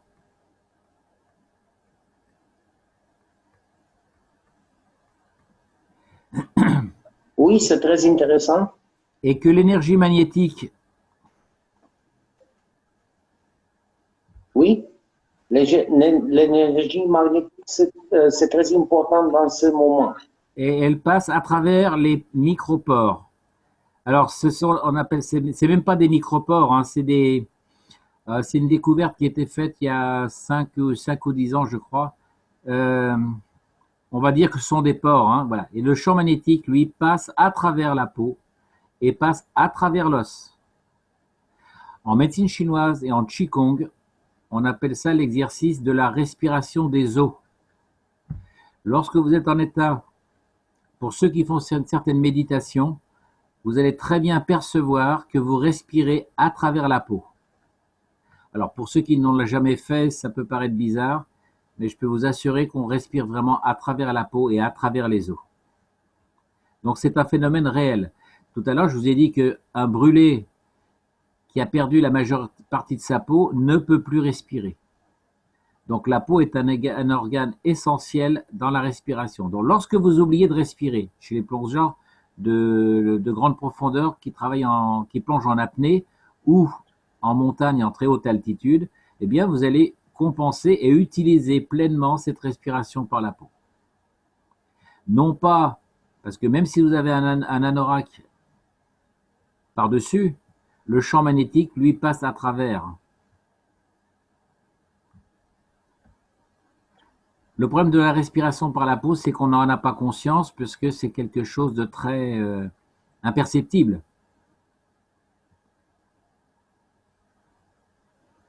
Ok, merci beaucoup pour la réponse. Hein, donc la personne, quand vous travaillez en haute altitude et que vous êtes en état d'apnée, eh bien, si vous prenez conscience, parce que c'est quelque chose qui se fait presque instinctivement quand on est en haute montagne et quand on est comment dire, dans des conditions extrêmes.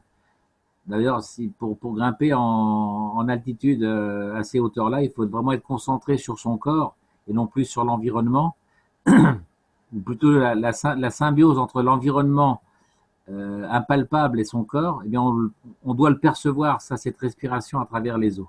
Hein. Alors, maintenant, je passe la parole à la personne qui voulait poser une autre question de Roumanie. Adrien? Oui.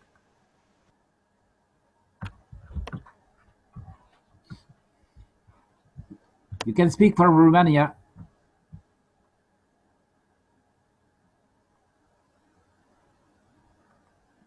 Adrian, je peux dire? Oui, je suis là. Oui. Pour vous.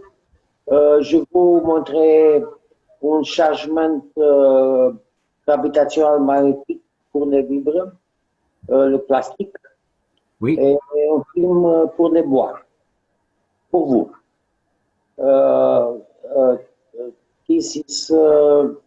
Cette manifestation, c'est unique. Et je vais vous donner. Vas-y.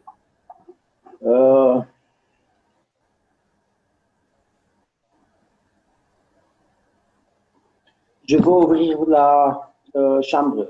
Est-ce possible? Oui, oui. Ok. Ma chambre est open. Ok. C'est un ball. Oui. Ball empty. Voilà. Empty. Voilà my point. And ping pong with this. Okay. This is a ball. Oh, yes, yes. I have seen your demonstration one time. Yes, yes. Continue. Voilà. Yes, yes, yes. Yeah, yes. This is neodymium magnet. Yes, yes. Voilà. Plasma. Voilà. Okay. Yes. Voilà. I have Voilà. seen. Yes, yes. Very fine, very fine. Okay. Many men with who are oil. Okay.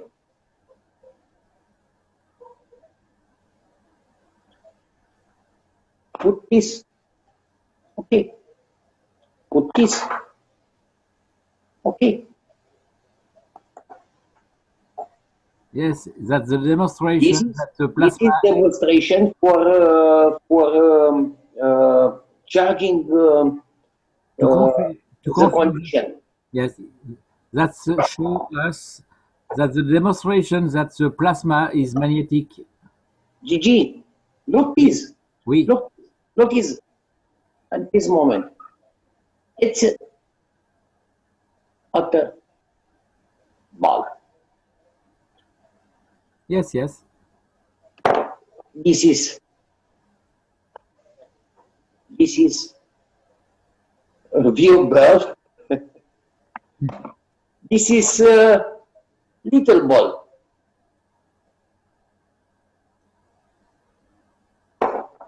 Okay. I am put for you this is possible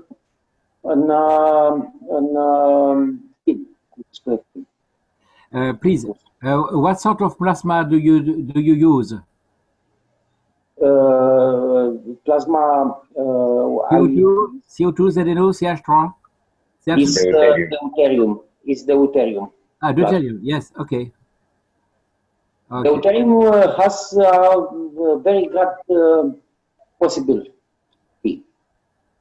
The deuterium is tritium and has hydrogen. It's only plasma. Yes. But is tritium, but is hidrogen. Nu știu cum să spun, nu știu. Nu, un pic, vă spun mea, aveți răbdare. L'interaction de neodyme magnet with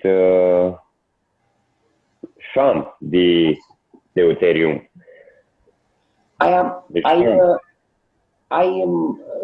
Je vous montrer un film pour les bois. Is possible? Yes, yes. Okay. Just a moment.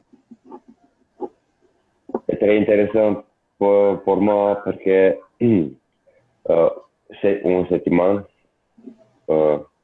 et avec une autre interaction des balles est plus fort.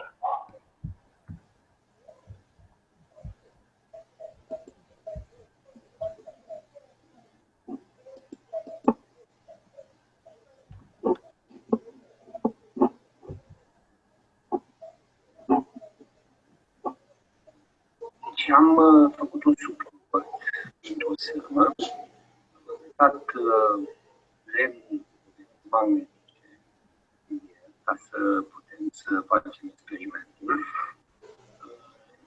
Este one piece of wood.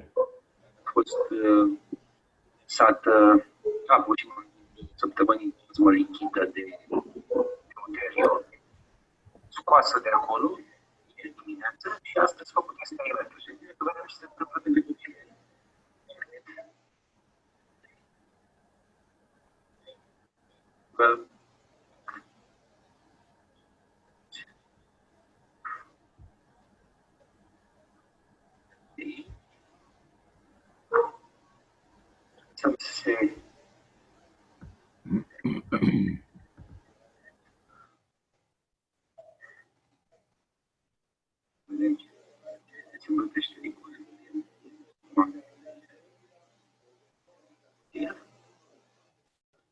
ocazie să facem, să transformăm o bucată de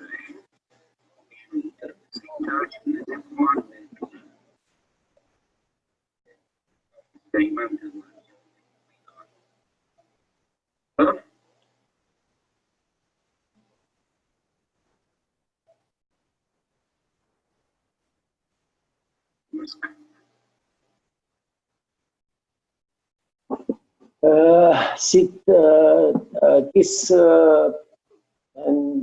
This situation is new for work. Mr. Keshe speak too. Okay. Thank you. Ok. Tu as créé l'enveloppe que parle Mr. Keshe.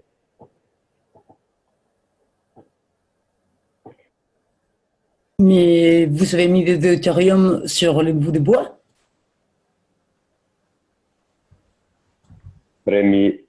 Première est eau plasmatique pour deutérium. Et right now it's empty. It's Okay. only filled.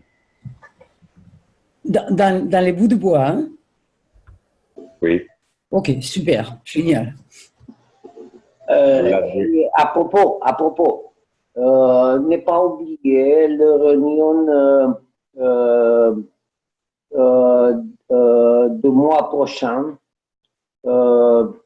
avec le humble groupe roumain et français et définir le thème de toi, le thème tout. Okay.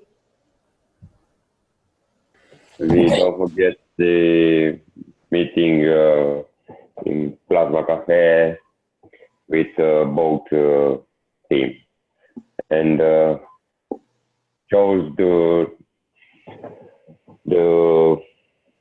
what do you want to speak in this reunion?